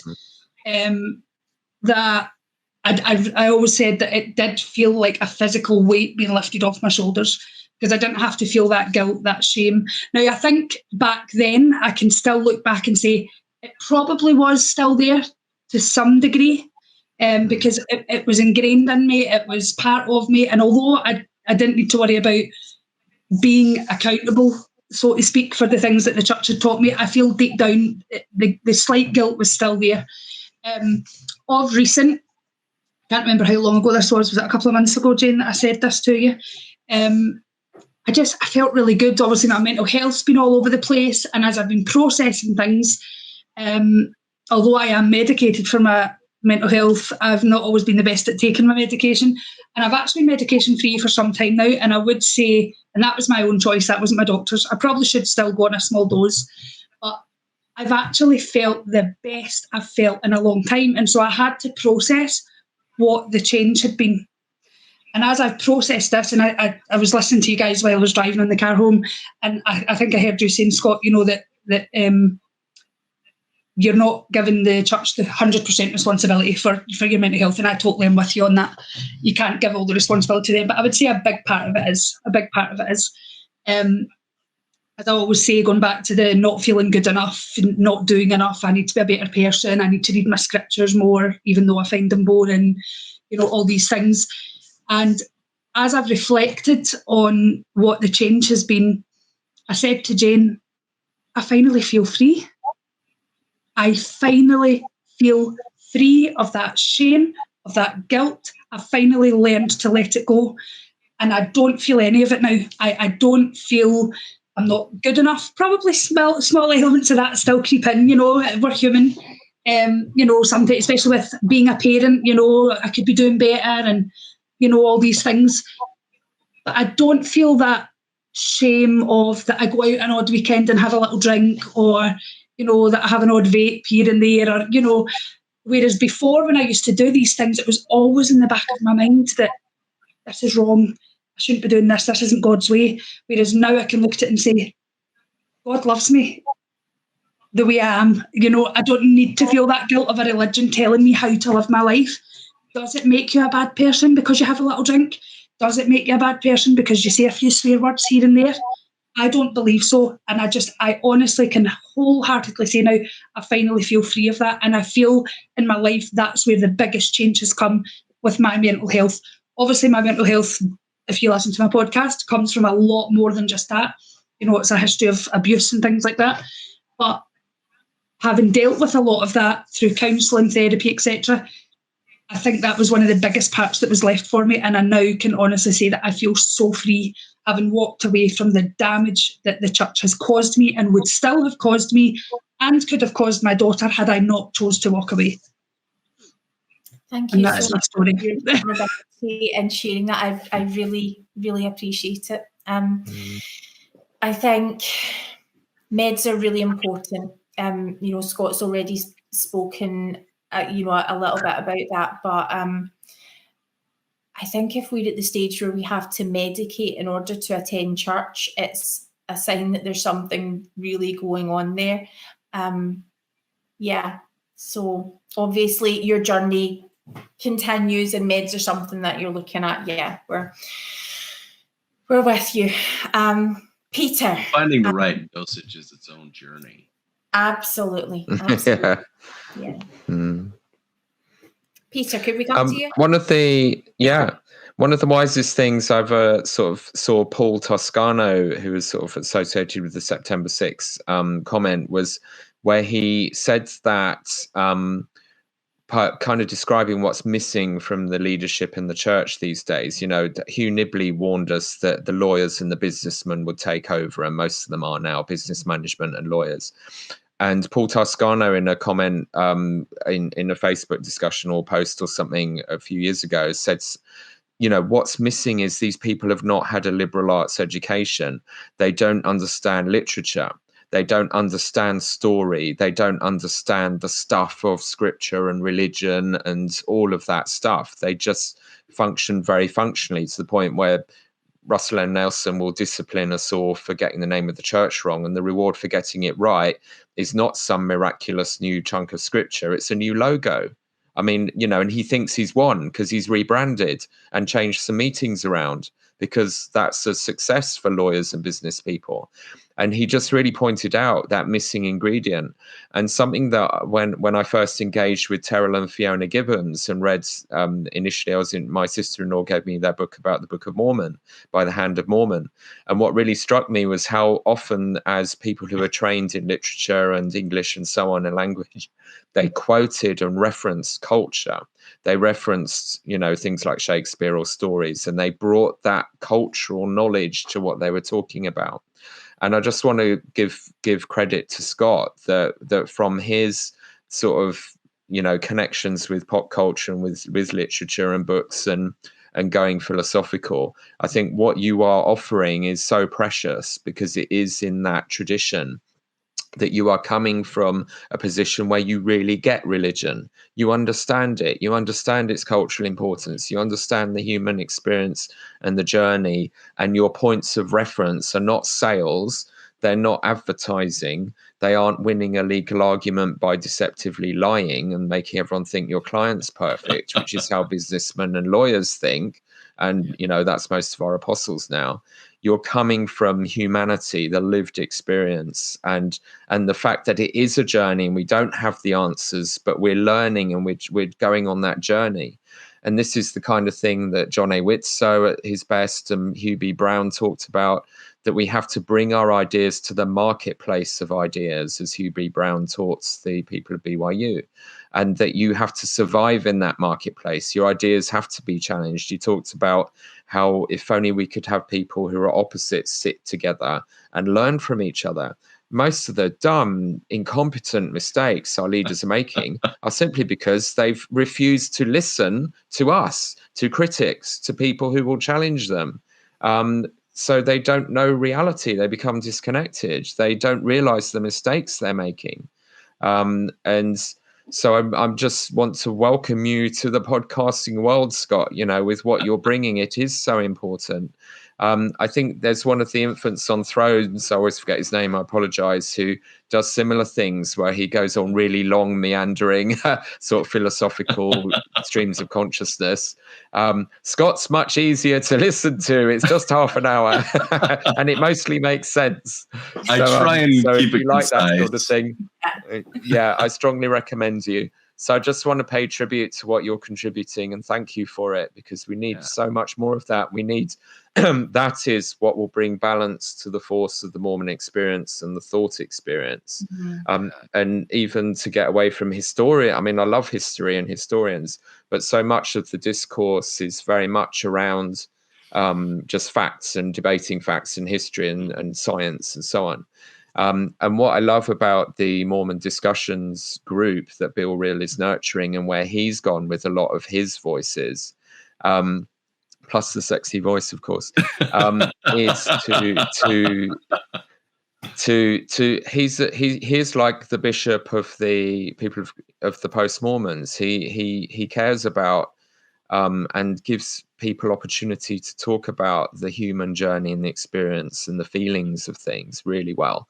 And I'm just really pleased you've joined his team and are bringing that. And thank you for that. And we look forward to everything else you're going to produce. Well, thank you. Good luck. Those were Bless Very you. kind words. Link to Peter's latest, long-awaited episode of Mormon Civil War. I hope you're working on the latest one, with your audience's expectations. So, we'll link to all of that. And if you want to get in touch with Peter, he is on the Mormon Civil War channel. But Scott, we've had comments about that voice. Yeah, people want to objectify you and reduce you to just, okay. I hope that there's some substance and it's not just the voice. Peter I hope says that people come back from what I'm saying. Yeah, the substance is awesome. Would you share some thoughts in closing out? Yeah, and I 100% agree with what Peter was saying. The incorporation of literature, storytelling, it's the examination of the human condition. And at its core, that's what religion started out being. It existed in a space to explore the human condition and try and make sense of this crazy world that we're living in. And so for me, studying religion is the exact same thing as studying literature, watching an excellent movie. Wherever the medium is, you can find that same source of inspiration that created religion in the first place. Now, as far as the tone and the messaging style for my podcast, I 100% have my wife to thank for that. I kind of used her as an experimentation place. Maybe not directly, but in the early discussions that I had with her, I was very blunt. I was very like, this happened and that happened, and this is what that means, and we shouldn't believe this because X, Y, and Z. And it was really contentious. It was not helpful for our marriage. And I quickly learned that if I wanted to have a good discussion with her, I had to allow her to come with a different interpretation of the events. And that was hard to learn. And I'm using that same sort of concept with the episodes that I present. And honestly, one of the things, the comments that a lot of people say is they accuse me of having said something. And I will oftentimes say, go back and listen. I actually didn't tell you what I think about this. In the most recent episode that just came out, this listener was saying, you said X, Y, and Z about the plan of salvation. And I responded to him, no, I didn't. I actually didn't give any of my thoughts about the plan of salvation. I explained the scenario and explained why it is an unfair test. But I didn't give any of my thoughts or any of the conclusions that I make on this test. I just presented the problem and I asked a couple questions.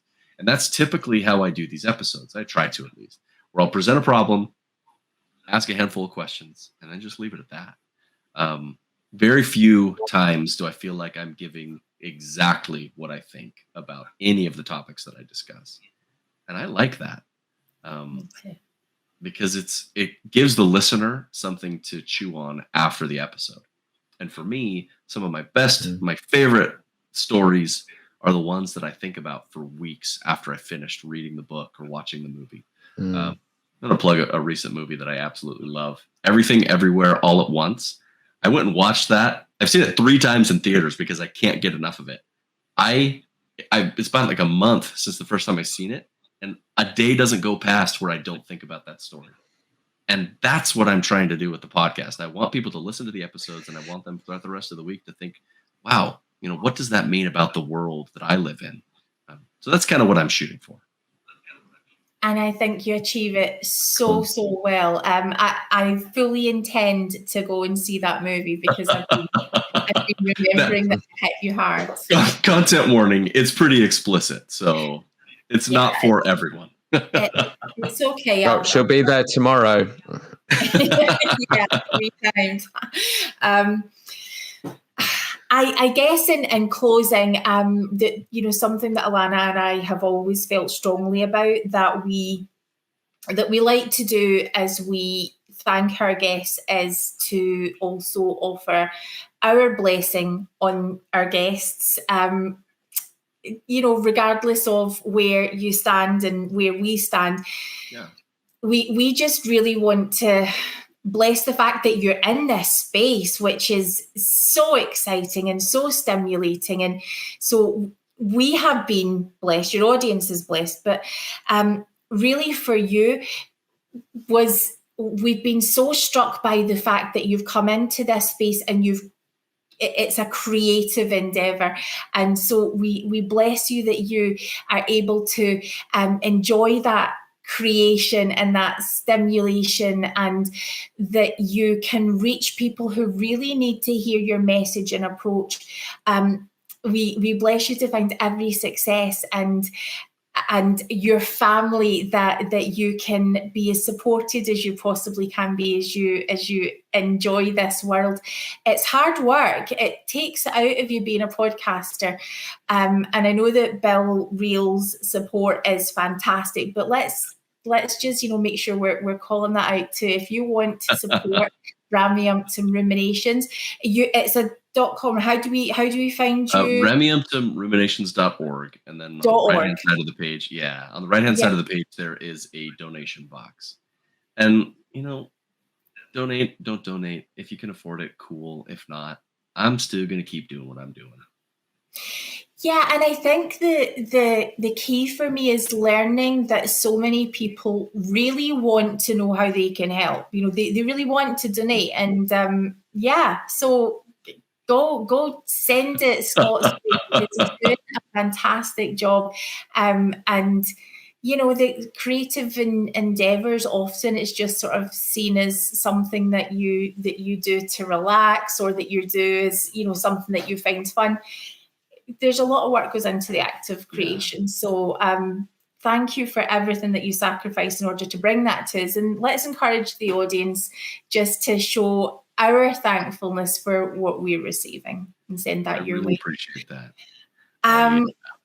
We're going to close out. In Spanish, real quick. In Spanish, when women get blessings or anything like that, they call it the mujerdocio, which is like the womanhood. So it's like a play on words of the priesthood. So you've just expressed your mujerdocio and given me a blessing, and I really appreciate that. I did not know that. Thank you so much. And I have homework. I need to now go watch Star Wars, right?